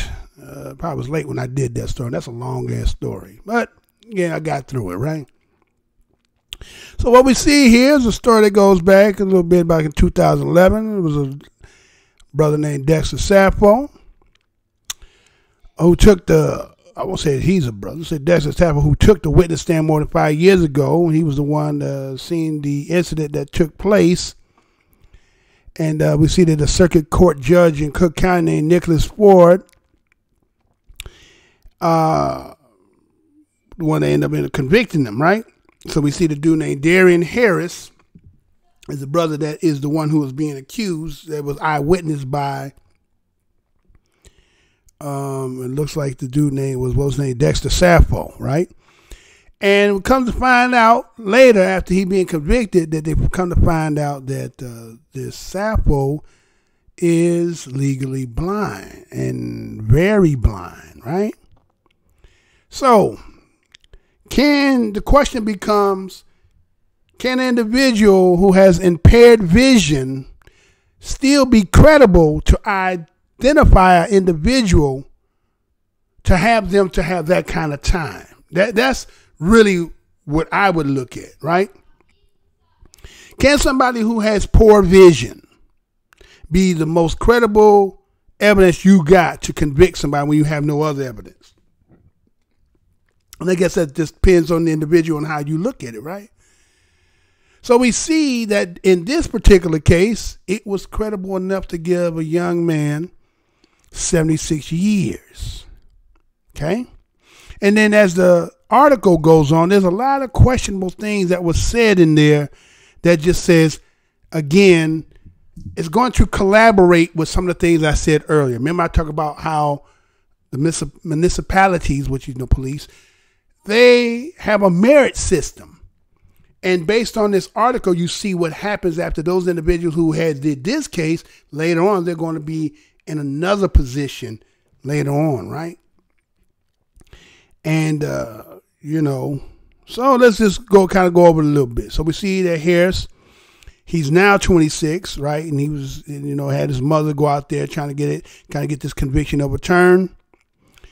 And they come back with the new evidence that the fact that Sappho's, they kind of got some, evidence on him, right? Things over a 16-year period years in period of his time in life where he had filed suits based on the fact of his impairment.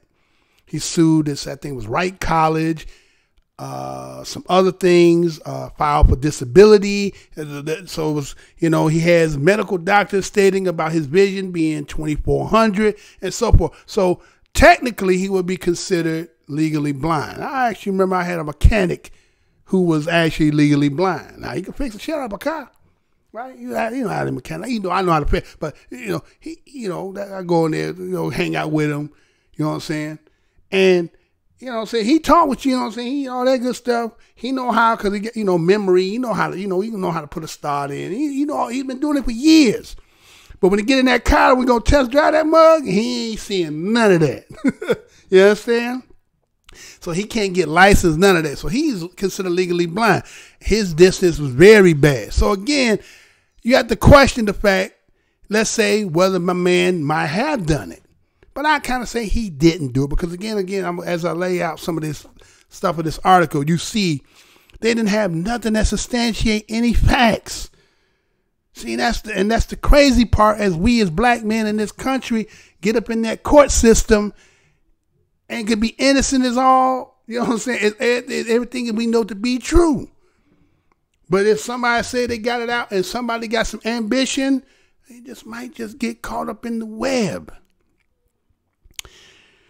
So we see that the application for review notes that another witness who was called to testify provided a sworn statement saying the detectives in this case was doing what? They were coercing the witness that was going to testify.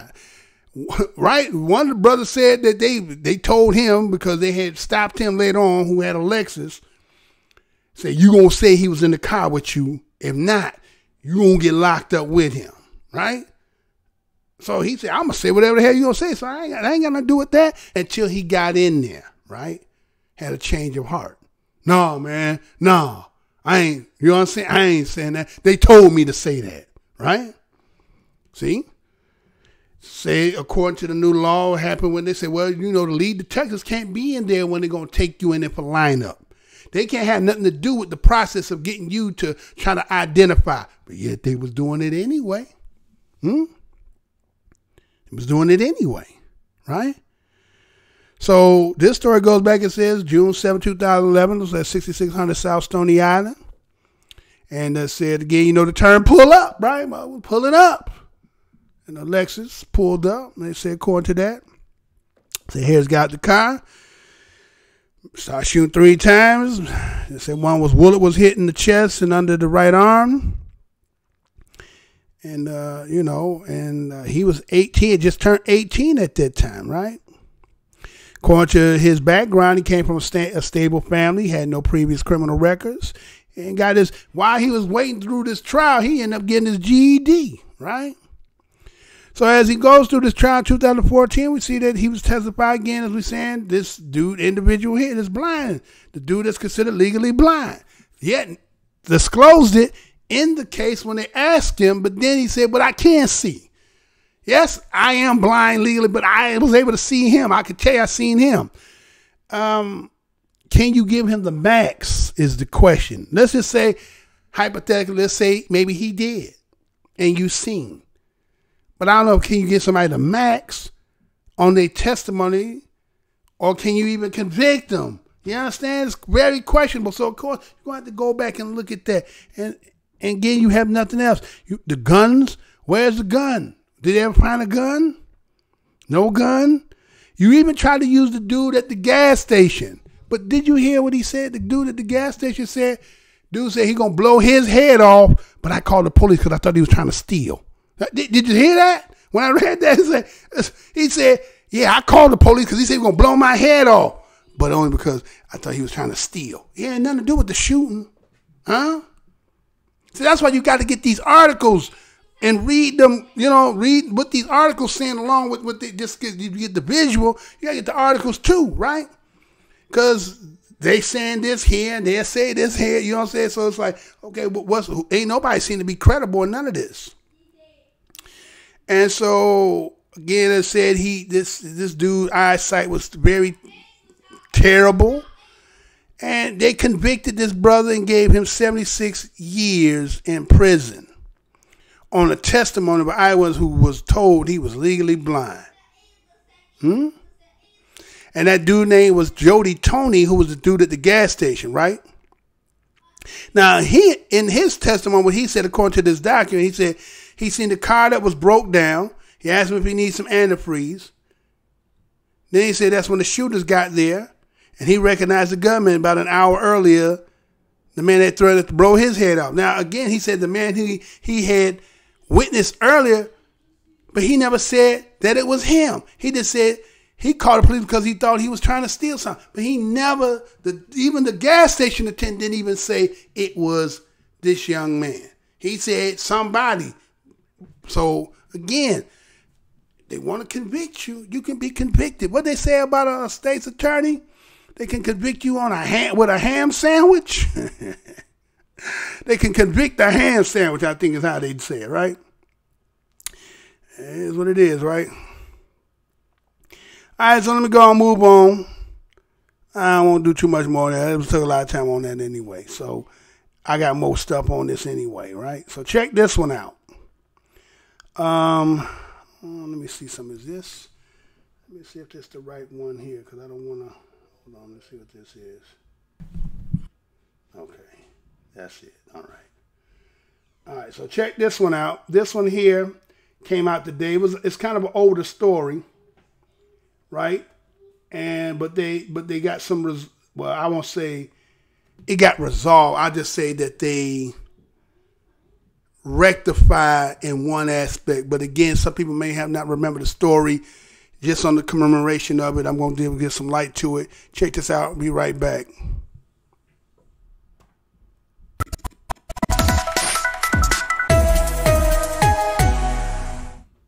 The events leading to the dehydration death of 38-year-old Terrell Thomas last April in his solitary cell at the Milwaukee County Jail started with the mentally ill Thomas flooding his cell. Lieutenant Casca Metters was in charge. He was still acting up a little. He was still a little angry and disruptive, and so I didn't want him to ruin another mattress. And I said, for right now, get rid of his mattress, turn off his toilet water, because we don't want him to flood. And we'll put him in a cell. The lieutenant says she only ordered his toilet water turned off, not the drinking water. We now know all the water to his cell was off for a week before he died. Metters was asked if she could have done anything to prevent Thomas's death. If I would have had time, I probably could have gone back just to make sure that his toilet water was turned on, because I figured if his toilet water is off, nothing can happen to him, because I'm under that assumption that it's just his toilet water. If any other water was turned off, I knew nothing of it. But an investigator testified when he interviewed her last summer, Metters never differentiated between the toilet water and Thomas's cell water. And at that time, she said she gave the order, that was her word, to turn off the water. I heard her saying here, she kept repeating the word toilet, toilet, toilet. That was never told to us. She never said that to us. Metters testified she briefed the next lieutenant coming on duty here at the jail about the water, but he said in court that's a lie. No notations were made in the jail reports or Thomas's inmate card that the water was turned off either, and surveillance video that would have shown the water being turned off here expired before it was gathered by investigators. Reporting live at the Milwaukee County Jail, Nick Ford, WISN 12 News. And the jury can only recommend whether charges should be filed against jail staff in Thomas's death. The district attorney will make the final decision. The inquest is expected to wrap up tomorrow. And by the way, this story is getting national attention. The Washington Post headline, in Sheriff David Clark's jail, water was kept from mentally ill inmate for 7 days before he died of dehydration. Jailer shuts off water to Terrell Thomas' cell, and he died of dehydration. His family now has $6.75 million. You know I'm going to say that again. Jailer shuts off water to Terrell Thomas' cell, and he died of dehydration. His family now has $6.75 million. This story was done May the 29th, 2019, coming out of CNN. This is how it reads. The family of a Milwaukee man who died of dehydration after jailer shut off water to a cell has been paid $6.75 million in a settlement with the county and others, an attorney for the man's estate said. Terrell Thomas died April 24, 2016 after being deprived of water for 7 days. In the 2017 inquest, inmates testified that they heard the 38-year-old begging for water for days, and jail officials said they were unaware the water to his cell had been turned off. 3 county officials have since been sentenced to jail, according to local reports. Ed Budge, a Seattle-based attorney who was part of the legal team representing Thomas' estate, declined to comment on the negotiations or timing of the settlement, but he confirmed that the money has been delivered to the estate. He called the settlement one of the largest in history for a federal civil rights case involving an in-custody death. It reflects the callous disregard for Terrell Thomas' life, Budge told CNN on Wednesday. We are satisfied that the settlement reflects the atrociousness of what happened, and it is an appropriate result for this case. The lawsuit named Milwaukee County then Sheriff David Clark, Armor Correctional Health Services, which was contracted to provide health care at the Milwaukee County Jail, and several other defendants. Clark steps down as sheriff. Budge declined to say how much each entity is paying, but he said all defendants in the case have been dismissed. Court records indicate U.S. District Court or Judge Pamela Peppers dismissed the case May 13. Just the toilet water. Thomas was arrested April 15, 2016 and charged with reckless endangerment and felony firearm violation after he fired shots in a casino, according to court documents. He reportedly suffered from a mental disorder. All charges were dismissed after his death. After Thomas was placed in a cell, he stopped up his toilet, causing the cell to flood. Lieutenant Kashka Medors of the Milwaukee County Sheriff's Office had Thomas moved to another cell and ordered that his water be cut off. She testified during the 2017 inquest. It should have been the toilet water, just the toilet water, she said. Officer James Ramsey Guy shut off all water as ordered, according to criminal complaint, but he neither logged the action nor informed other correctional officers that the water had been turned off. The jury in the inquest recommended that Medors and Ramsey Guy be criminally charged, along with then jail administrator Nancy Evans, who was accused of covering up key portions of the surveillance video from Thomas' cell. According to the criminal complaint, Evans did not take steps to preserve footage that showed the water being shut off, and he did not tell investigators about the footage when asked. Jailers sentenced to jail.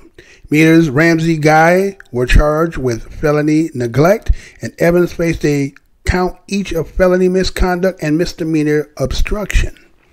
Medors pleaded to no contest to abuse of residents in penal facility, and Ramsey Guy pleaded no contest to obstruction, ending their criminal cases, according to CNN affiliates WITI.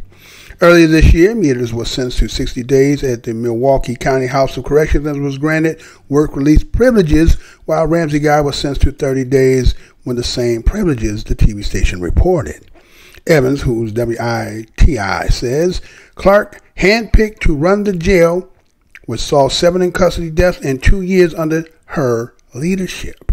Resigned last year. Her obstruction charge was dropped, but she pleaded no contest to more serious charges. She was sentenced to 9 months in the House of Corrections in March. Wellpath took over health care at the Milwaukee Jail and Milwaukee House of Corrections on April 1st.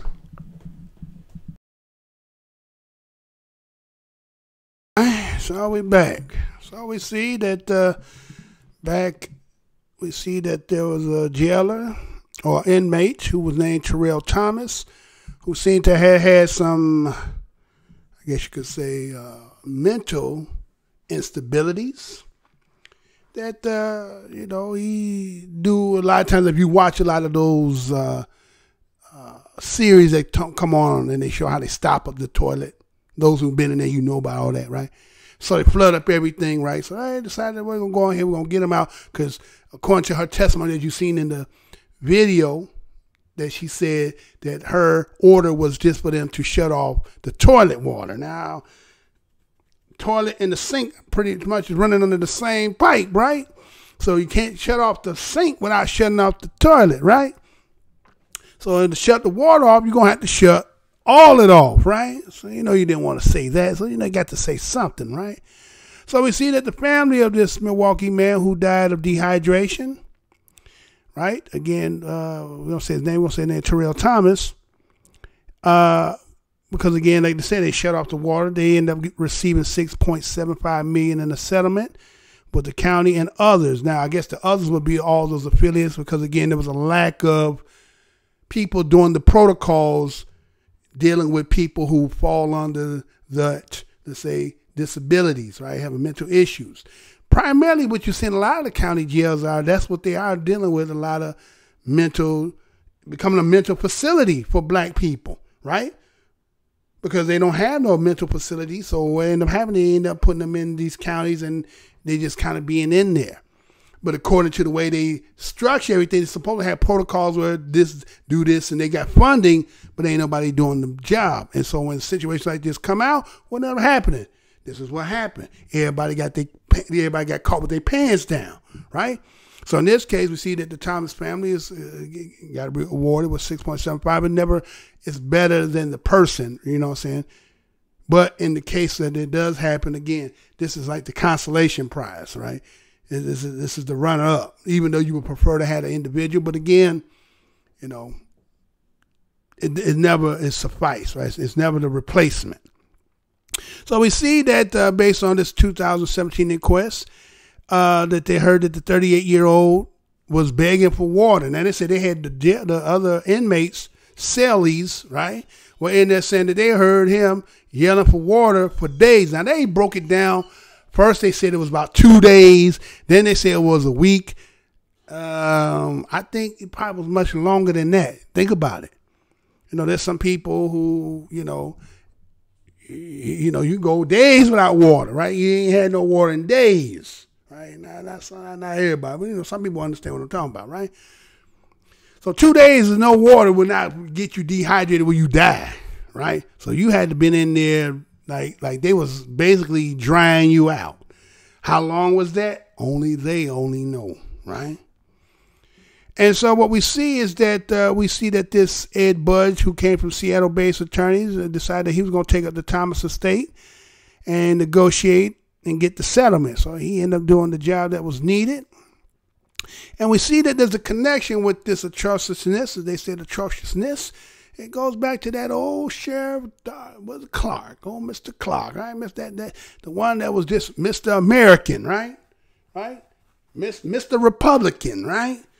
And basically, this is what really pretty much got him up out of them seats, is due to the fact that it wasn't just this one, but there had been several over the time spent of him as he being the head of it. And then they're saying, like, well, okay, it was a good time to get rid of him. And then we see that the people that he running in there, birds of a feather flock together. So again, you know, a lot of times when we be seeing people that look like us, they say everything in my skin is my kin. We kind of find out that, again, it's just a job and in a relationship, and I don't give 2 cents shit about you. So, you know, my safety versus, well, your welfare, well, you expendable. And so, you know, if the system and the country look at you a certain way, then we're going to treat you the same way accordingly. But when it comes to, you know, a situation where somebody died, now everything gets revealed. But as long as that don't happen, how much of this stuff happen on the daily? This stuff is happening on the daily, right? It's not being seen, right? So we see, like I said, Clark steps down. Again, we see that the individual there, she just kept talking about that she was saying would just turn off the toilet. Again, everybody, again, what's that? CTA, cover thy ass, right? Everybody, when you work at a job, it's called CTA. Everybody cover thy ass. When there's something go wrong and something got to be investigated, somebody trying to figure out who fucked up, got to cover thy ass. So you protect your job. And see, you know, you had to say something. You would want to give the order. So guess what? You got to want to care. And so did you see that in the article it talks about how the penalty for that, right? Person losing their lives due to the simple fact of inhumaneness, right? They say, right? All they got was 60 days and 30 days and 2 people. 60 days with work release privileges. And 30 for the other one was the same. So look at that. The mere life of an individual is not equivalent. A life for a life is not equivalent. Well, he was already deemed, you know, again, we heard the charges, right? We know people, again, due to the historical aspect that done took place here and cause and effects. And then there's your own aspect of things. But again, if it's designed for you to be a certain way and the only path they're going to give you, it's kind of like a maze. You can keep going through the maze until you find out there's only one way to get out. And so a lot of people end up finding that if you don't find the other way, which is, you know, what they call it in war. They call it capitulate, right? As long as you capitulate, there's another avenue for you. But when you don't capitulate, there's only one path for you. And a lot of people, let's say the road is wide, but the wide road and the narrow road, right? Only so many find that narrow road. Wide road, that's the one that's going to lead you to go and you're going to crash up with the narrow road. Not many people find it. And so when people take that narrow road, the one that they laid strapped for you, that's where you end up going because it's more lucrative, economical, because we read the history last time of the creation and how the history of how that whole private corporation, was it core civil, civics and all that, and how they established that, yeah, it's very lucrative. And a lot of these major businesses are having their hand in it. Wouldn't you like? I mean, matter of fact, I was looking at this talking about. Matter of fact, I'll talk about that later. But anyway, so that's what happened here. The family gets some money, $6.7 million. Again, in consideration of what took place, the family will benefit somewhat. They lose their loved one, but again, I don't know the long history about what transpired. But again, these situations are individualized, and you know sometimes you can have some of the worst people, right, that have done something. But again, if somebody is under the condition of mind and not right, isn't it right for the system to put you in the right to get you some help and not have you so you tormenting and doing all this other stuff so you have to mistreat them? But again, you know, you're building more prisons, but you're not building facilities and things to eradicate and help people. So again, you're going to have these situations that's going to happen. So moving on. Let's see what else. I got a couple here. Okay, they come in and they leave. Well, it's all good. It's all good in here, you know. I'm just getting back. I'm a little rusty, y'all. So you got to be a little patient with me. All right, so what I got in here. All right, so this one here, right? Let me do this here. You know, sometimes I got to switch the speeds like Bruce Lee riding a Fuji in the movie, right?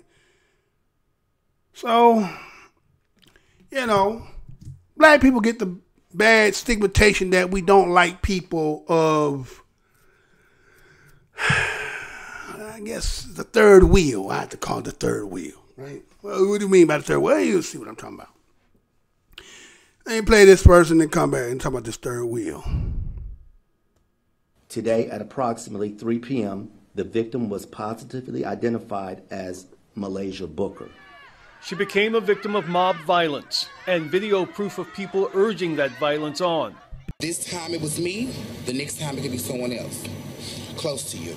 Malaysia Booker received nationwide attention in April after her recorded attack by a group of men. Booker, a transgender woman, faced that attack after a car accident and argument escalated outside the Dallas apartment complex. Tonight, Dallas police say officers responded to this isolated East Dallas street on Saturday morning on reports of gunshots.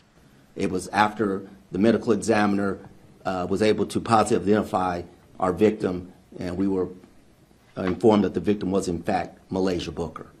Booker was shot at least once. After the attack in April, police arrested 29-year-old Edward Thomas, who was identified in that video. He is out of jail, and police say there is nothing so far to connect him to Booker's murder. Those who protested against Booker's beating in April called her killing an act of injustice. It is almost as if Malaysia Booker never had a chance. Similarities in crimes against 3 transgender women, Dallas police says. You know I'm going to say that again. Similarities in crimes against 3 transgender women, Dallas police says. This is coming out of CBS News. This was done May the 21st, 2019, and this is how it reads. Police are investigating whether the killing of a Dallas transgender woman could be linked to another Dallas murder and an assault in which the victims were also transgender women. Dallas Police Major Vincent Weddington said the shooting death of Malaysia Booker over the weekend, the shooting death of a transgender woman in a car in October 2018, and the stabbing attack on a transgender woman last month all have similarities, but said investigators haven't determined definite links between them. Booker was found shot to death on the East Dallas street Saturday last month. Video showing 23-year-old Booker being brutally beaten by sailors using homophobic slurs went viral and prompted national outrage. Police have said there's no apparent link between the April 12th assault and her murder.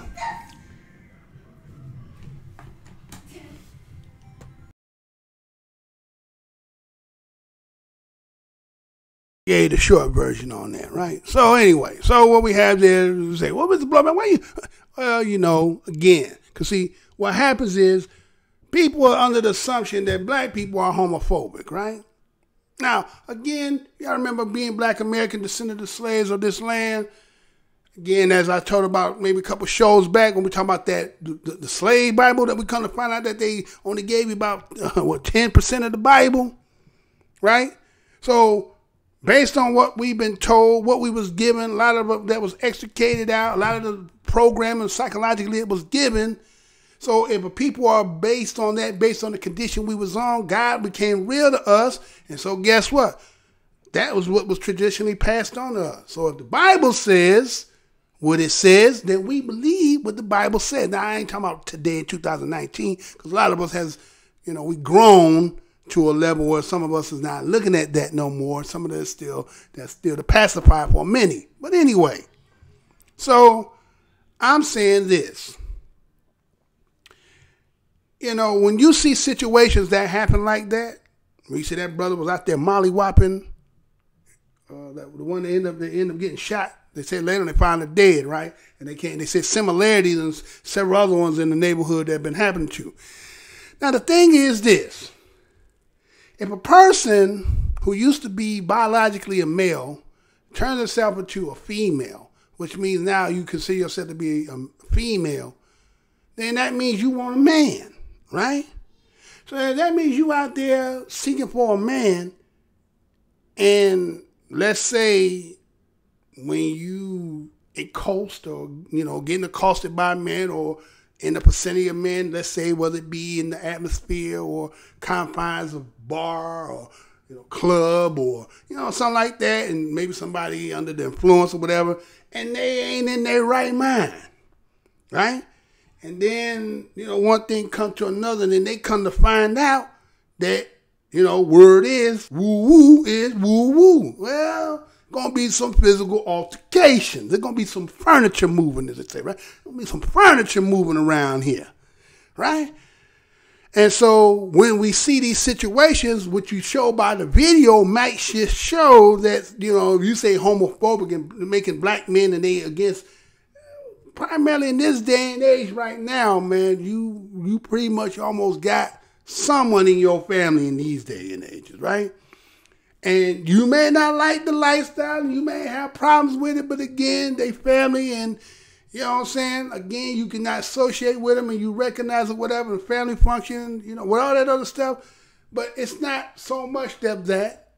But like I said, the core being of the heart of what black Americans come from is coming from what you gave to the slaves. And again, it had to be real to them due to the toil and sweat and blood that they was going through.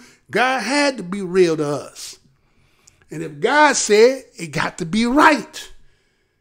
Now, if you playing with it, then you playing with it.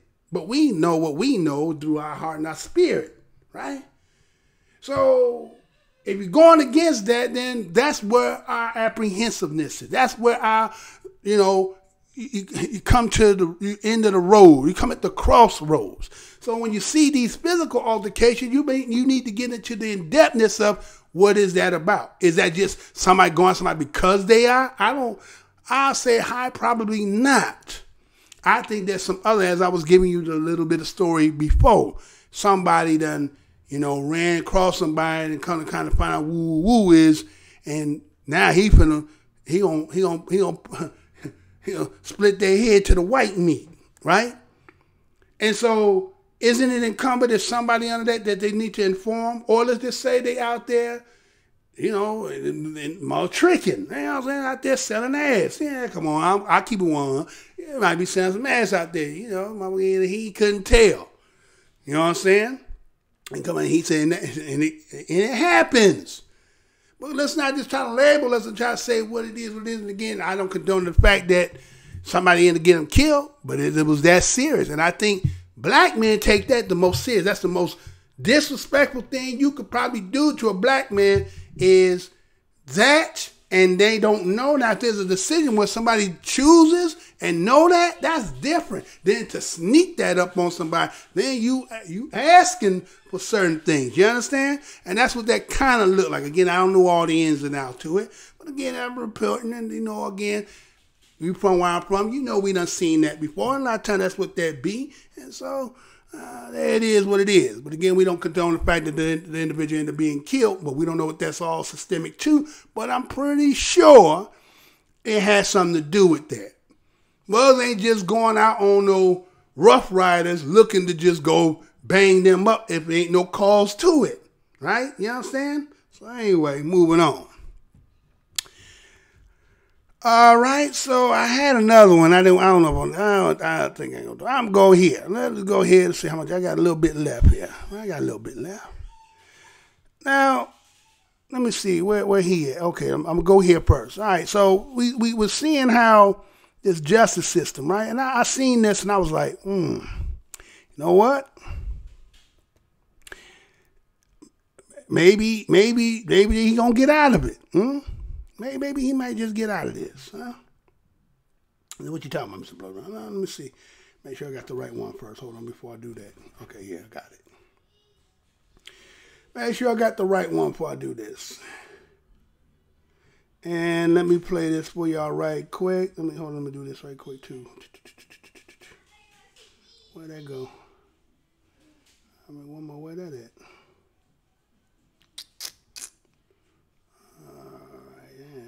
My stuff is all mixed up everywhere, huh?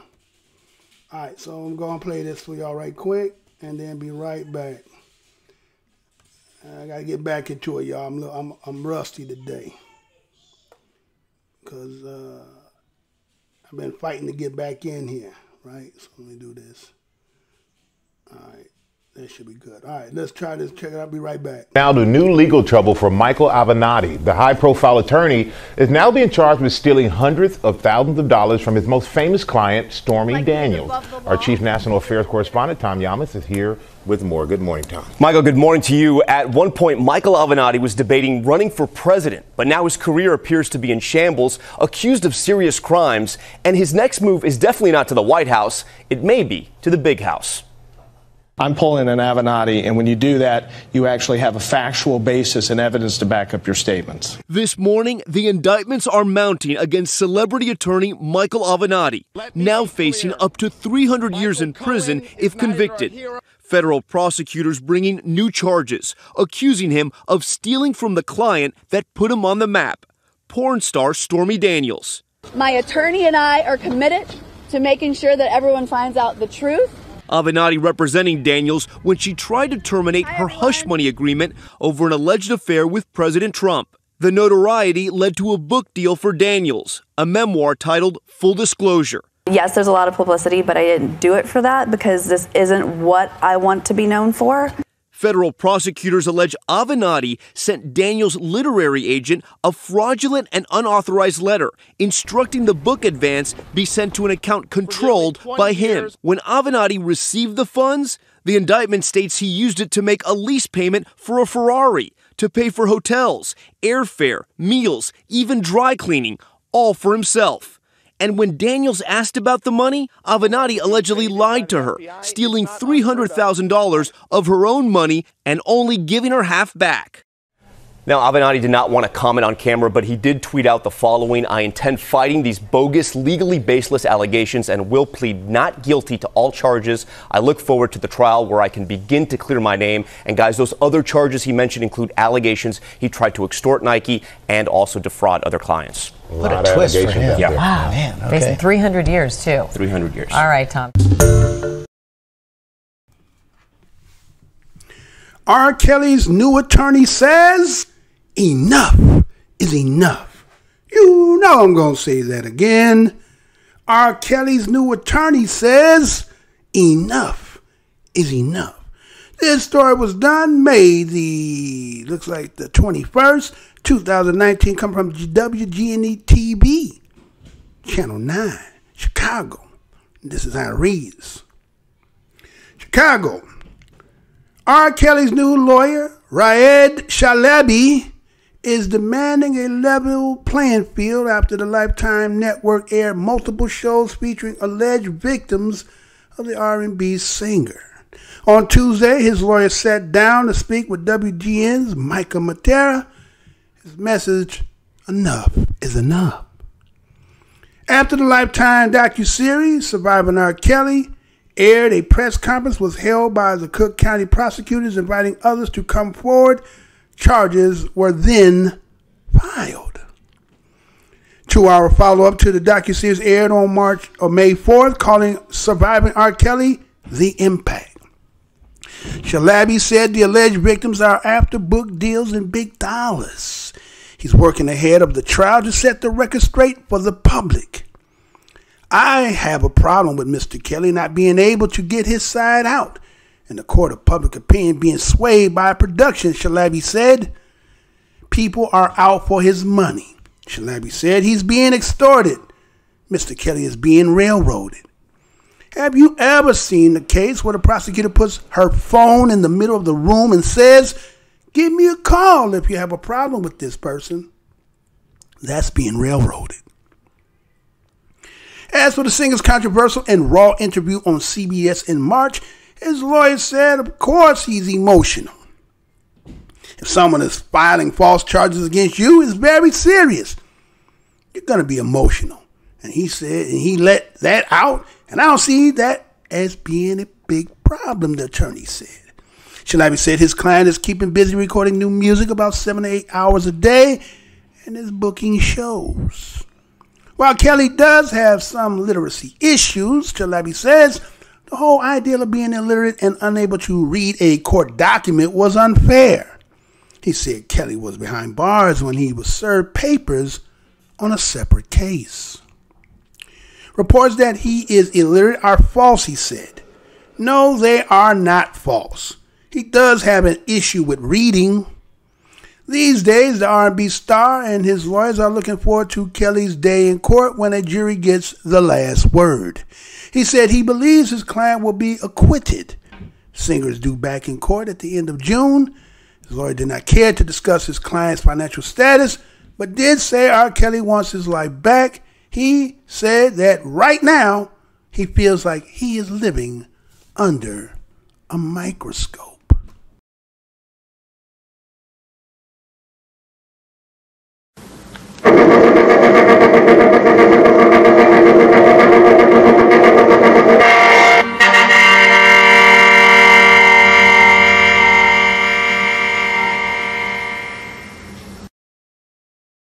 All right, so we back. So we see the lawyer Avenatti.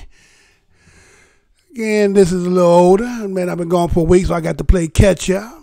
Right, so we see Avenatti was back in the news again. Storing money. Remember, he was about with Nike, right? Now, originally, let's go back. I'm going to do it in reverse. He went after Nike, right? He tried to expose Nike because, again, Nike said he was trying to extort them, and then he was going to expose them about how they've been paying, which I'm pretty sure I don't think that's new news to anybody who understands sports, right? How is you going to get most of these mothers going to D1s when they coming from places where they poor as hell, right? If I got a good shot to go to the league, what I'm coming to you for, right? Do you really need college to play basketball? In a way you do, in a way you don't, right?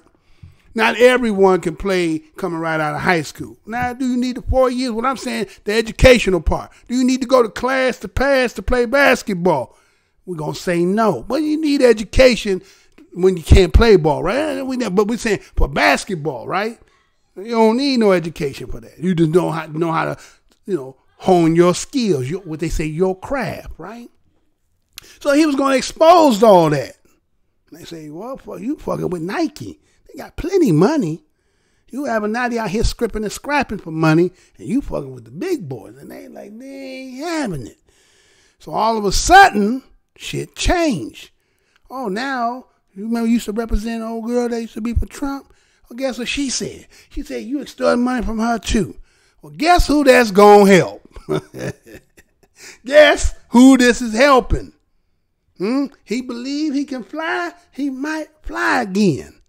Now again, that don't say that did what he did.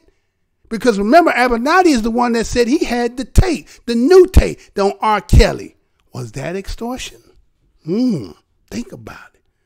Then they came up with the whole thing about the R. Kelly. Now again, what happened with them women? I ain't going to say whether it did or not. And people saying the book deals and all this stuff they getting. I'm not saying. They said after that, they all filed charges after, kind of like doing the same thing with Oprah did with the two that did on Michael Jackson. Now ain't nobody talking about none of that no more, right? And as much as R. Kelly was all in it seemed like that just done fell away, right? Everything now when you go to court is about paying up your next month's child support. What happened to this case? What happened to that whole case? Oh, because this cat here is extorting. So, is that what that is? So you see what his attorney said. His new attorney, right? Enough is enough, right? Enough is enough. That's Ra'i Shalabi, right? He said he would demand a level of playing field after the Lifetime Network had multiple shows featuring alleged victims, right? Alleged. Where's these cases at? When they gonna get forward, right? Now again, I'm not trying to sit here and advocate for R. Kelly. Somebody might say, hey, you run their child molester. That ain't what I'm saying. Again, the thing today has been showing how we keep getting up in this system and keep coming to find out you could just put anything on us just because, and then later on, sorry, we didn't mean to do this, so we're gonna pay you out. It's a payout. No, you know what I'm saying? You interfering in one's life, bad enough the life that we gotta live as it is in here. And I know a lot of you don't see it, but I'm no victim. I ain't no victim. All right, you ain't no victim. Keep telling yourself that.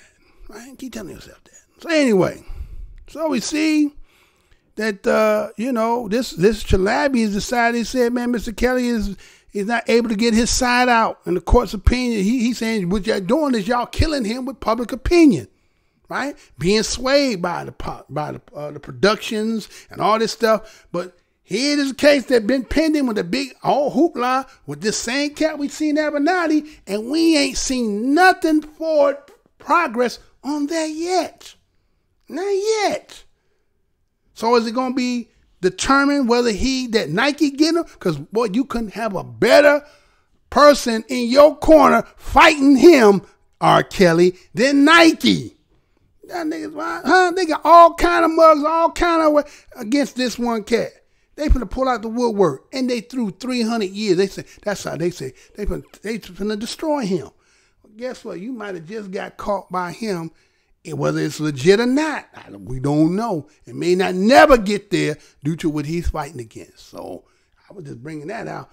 Just saying, is it possible? He might just get this case dropped as much as they don't want to, and they're gonna try to use everybody else. But was any of them underage? I know they started to go find other people. And this one they searching, looking in the needle in a haystack. So the one that they supposedly had with the new tape that was going to convict them, you ain't gonna be able to use him because his credibility, his credibility already no good. He got one client that said he was starting there using money to do, living up lavishly, hotels and all this other stuff. And he got Nike saying he do. So Kelly ain't gonna beat that case. Now I don't know about them other case, but that one that they originally did with him, with Avenatti, they throw that one out the window. He gonna say you was extorting me too. moving on. All right, so we almost at the 2:30 mark. Let's see if I got a couple people doing. I got a couple people to come in and leave. It's all good. I'm a little rusty. All right, let me go ahead and put this shit up on this show here. I had a couple more things here, but I ain't gonna do it all. I'm gonna just get out so I can get on to get some up to date. But I seen this, right? Check this out. Now, what did you hear? What did you hear in this, right? What did y'all hear? Because I know what I heard. And I know what I heard. So let me play it first. I'm right back. Check this out. The House Judiciary Committee's hearing that former White House counsel Don McGahn skipped wasn't the only hearing that got a lot of attention Tuesday. Housing and Urban Development Secretary Ben Carson appeared before the House Oversight Committee and appeared unfamiliar with a certain real estate term. I am very... Do you know what an REO is? An Oreo? No, not an Oreo. An REO. REO. Real estate? What's the O stand for? Organization? Owned. Real estate owned. That's what happens when a property goes to foreclosure. We call it an REO. And FHA loans have much higher REOs. That is, they go to foreclosure rather than to loss mitigation or to non-foreclosure alternatives like short sales than comparable loans at the GSEs. So I'd like to know why we're having more foreclosures that end in people losing their homes with stains to their credit and disruption to their communities and their neighborhoods at FHA than we are at the GSEs. Carson was being questioned there by California Democratic Congresswoman Katie Porter. Carson later posted a photo of himself on Twitter with a package of Oreo cookies, writing, "Oh, Rio, thanks, Katie Porter. Enjoying a few post-hearing snacks. Sending some your way."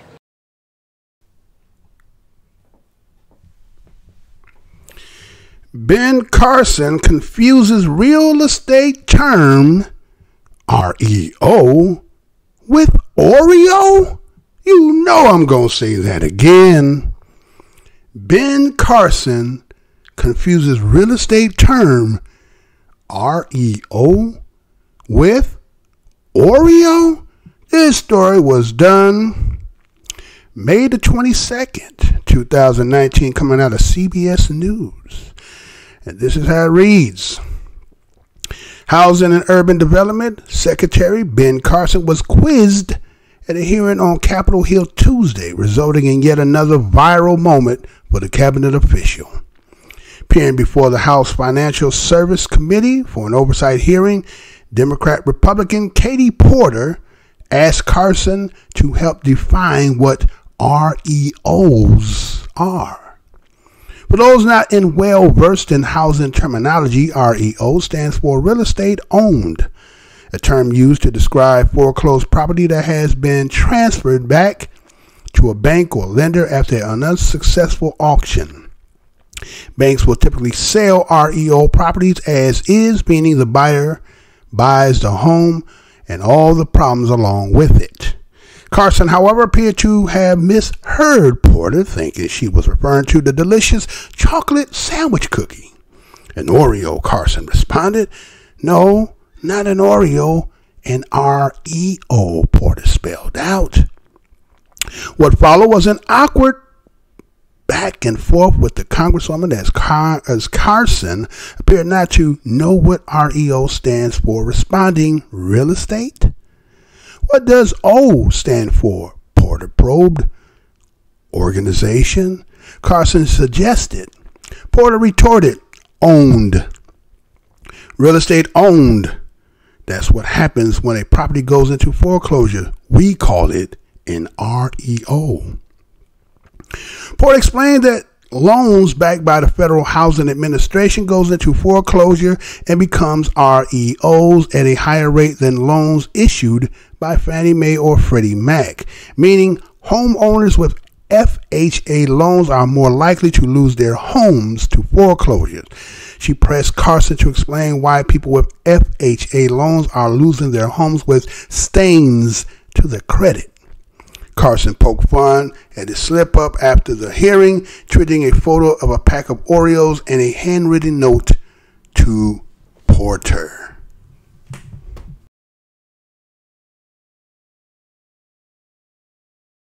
Oreo, right? Oreo. Was that a play on words? Was that really a play on words? You know, I always say those who watch connotative language, right? Right? Was this a play on words to get him to respond? Because the way you said it sounded like you did say that. But when you said the second time, you made sure it was Oreo. But when you first said it, Oreo, because the little country accent, Oreo, you said it, right? So he responded. Now again, if you said Oreo, he said Oreo, maybe his ears are playing, my ears playing tricks on me, right? All right, so okay.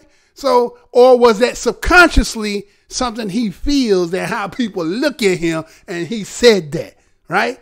And all that he did after the words and getting the Oreos and all that stuff, was that to just go along with it? You understand? See, that's the whole thing. See, you're playing in somebody's game and you want to be the only one. It's like I always said, like if they was talking about how they was talking about, was that Elon Musk and them, they talking about trying to go to Mars and all that. And I said, well, how many niggas will want to be on the only trip going to Mars and be the only few handful on the whole planet with just them? Right? You gonna be the Oreo. You're gonna be Oreo, right? You're gonna be the Oreo. Right? The Oreo. I didn't say I did the Oreo, right? So that's what you're gonna be. And so when they play those games with you, you know, trick of the side of the pull the slit, and he knew what he heard, but when she said the second time, right, you couldn't catch it. Now when you do go back and listen, you might hear it. It was a play on words, and that would trigger to get it, and it was a chuckle moment. Like a lot of times must do stuff to get the chuckle moment, unbeknownst to many of our people. They always playing a little chuckle game with you, right?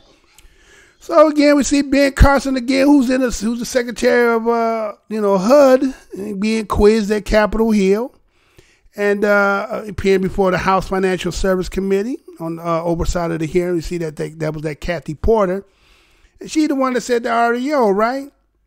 And that's a terminology used again if you understand about real estate, and this means real estate owned. And that this is when, foreclosed properties that had been transferred back to the bank or lender after an unsuccessful auction, right? And that bank game, too, when you think about the bank, man, that game, that's a dirty game, too, because they ain't got no money, but yet they getting property, you understand?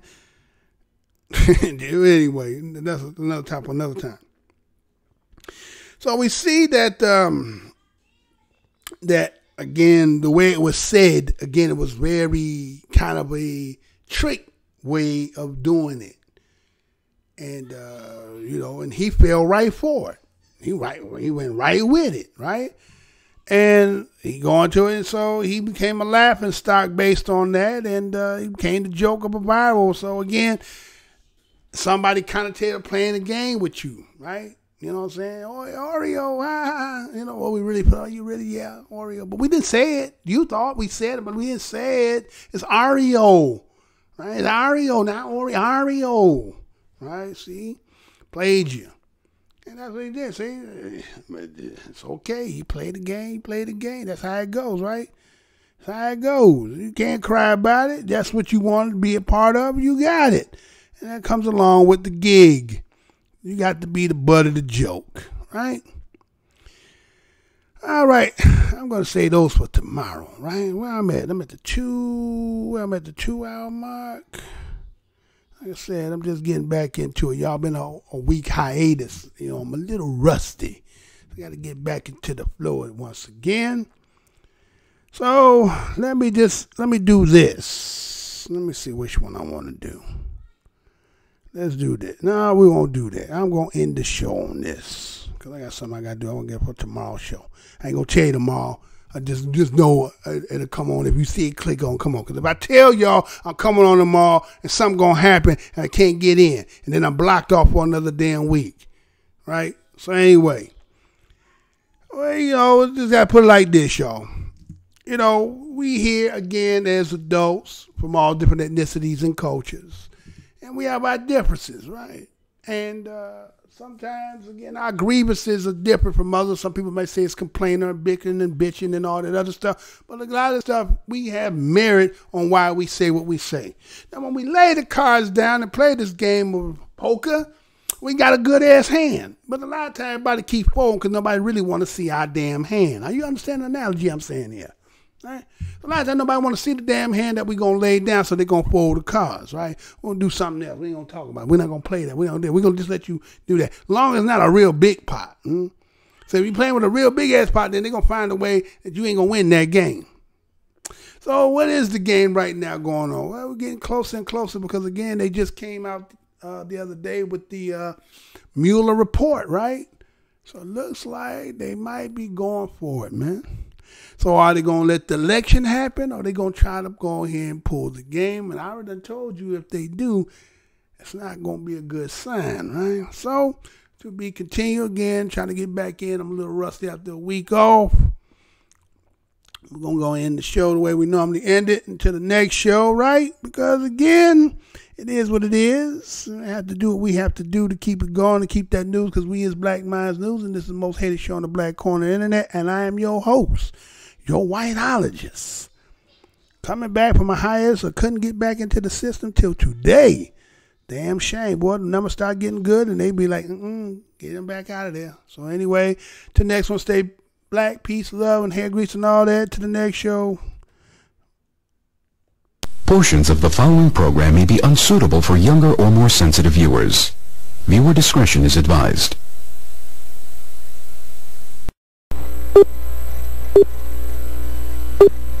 Remember, the enemy has only images and illusions, behind which he hides his true motives. Destroy the image, and you will break the enemy. I'm here to tell you tonight that the businessmen, the mayor of this city, the police commissioner of this city, and everybody in the white power structure of this city must take a responsibility for everything. Can you feel it? Can you feel it? Luther and I, and everyone in this arena tonight, are unified by the same great American values. We're proud of our country. We respect our flag.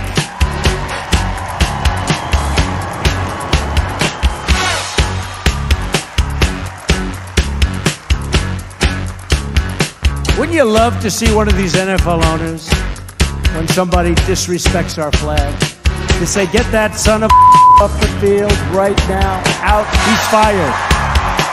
He's fired! Race is when you use your power and influence to subject people into inferiority. Utterances can't be racist. Look around you, man. They own this shit. They own this couch you sitting on, them shoes you got on your feet, this building, this school, this country, you. We're behind enemy lines, dog. So you must first of all remember that this system was not originally designed with black people in mind. Right on! And it definitely was not prepared for black people to, in the end, begin to demand their rights and an equal share in this country which they've died for. Right on! Hey, and we definitely are not going back to Africa. In the church, we used to sing the song, "Good news, the chariot is coming." While you sit here today, knowing that you have come to hear good news, you must realize in advance what good news for you might be bad news for somebody else. What good news for the sheep might be bad news to the wolf. They say, oh, things are getting so much better for you. In 1849, it was hitting blacks on the head 100 times a day. In 1990, they hit them 48 times a day. Isn't it better? Oh, it's got to be better. You're saying 52 blows. The only purpose of most black Americans on earth today is to destroy. I think that's noble. Italians love Italians. When Irish love Irish. But when a nigga loves a nigga, it's an unpardonable sin. They have blood in their hands. When we say they have blood in their hands, we are not saying him, George Bezos, went and killed. But white people colonized us. They dispersed us. They enslaved our people. They sucked our economy dry. They are still sucking it dry even today. That's white people. Tony Blair, George Bush, Napoleon Bonaparte, Leopold, Adolf Hitler, Benjamin Netanyahu. All white people, they are the same. They are racist and they are full of hate. I've been waiting for you. You have many questions, and though the process has altered your consciousness, you remain irrevocably human. Ergo, some of my answers you will understand, and some of them you will not. Concordantly, while your first question may be the most pertinent, you may or may not realize it is also the most irrelevant. Why am I here? Our world is coming crumbling down. The coons are coming. You got to understand that white America has an uncanny way of making the victim the victimizer. Excuse me, master, for putting my head in the way of your club. Not that your club is brutalizing my head and putting hickeys on it. My head got in the way of your free swing and broke your shiny stick, and I want to apologize for that. Your life is the sum of a remainder of an unbalanced equation inherent to the programming of the Matrix. You are the eventuality of an anomaly which, despite my sincerest efforts, I have been unable to eliminate from what is otherwise a harmony of mathematical precision. While it remains a burden assiduously avoided, it is not unexpected and thus not beyond a measure of control, which has led you inexorably here. There are more connections in the human body than there are stars in the galaxy. We possess a gigantic network of information to which we have almost no access.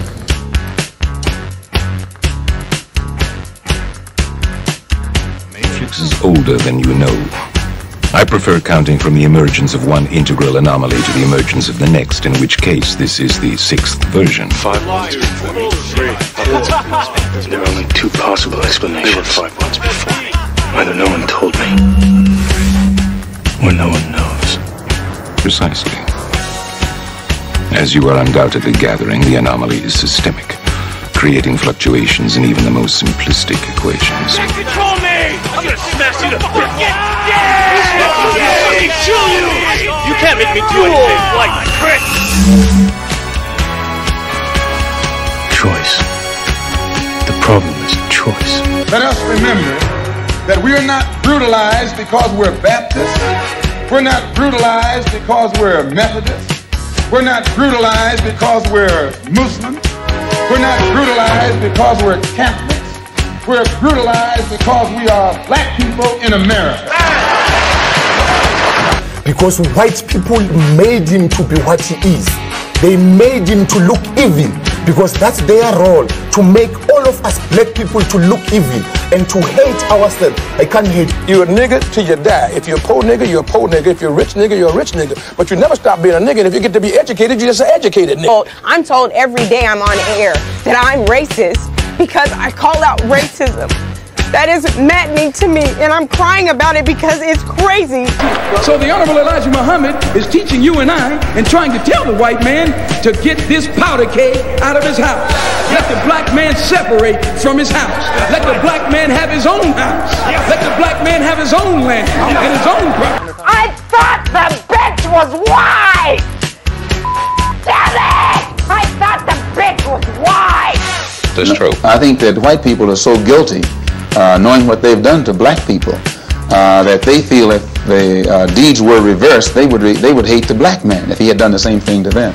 So it's actually, it reflects a guilt complex on the part of whites when they ask us, do we hate them? And if you notice, Uncle Sam has formed a habit of going all over the world.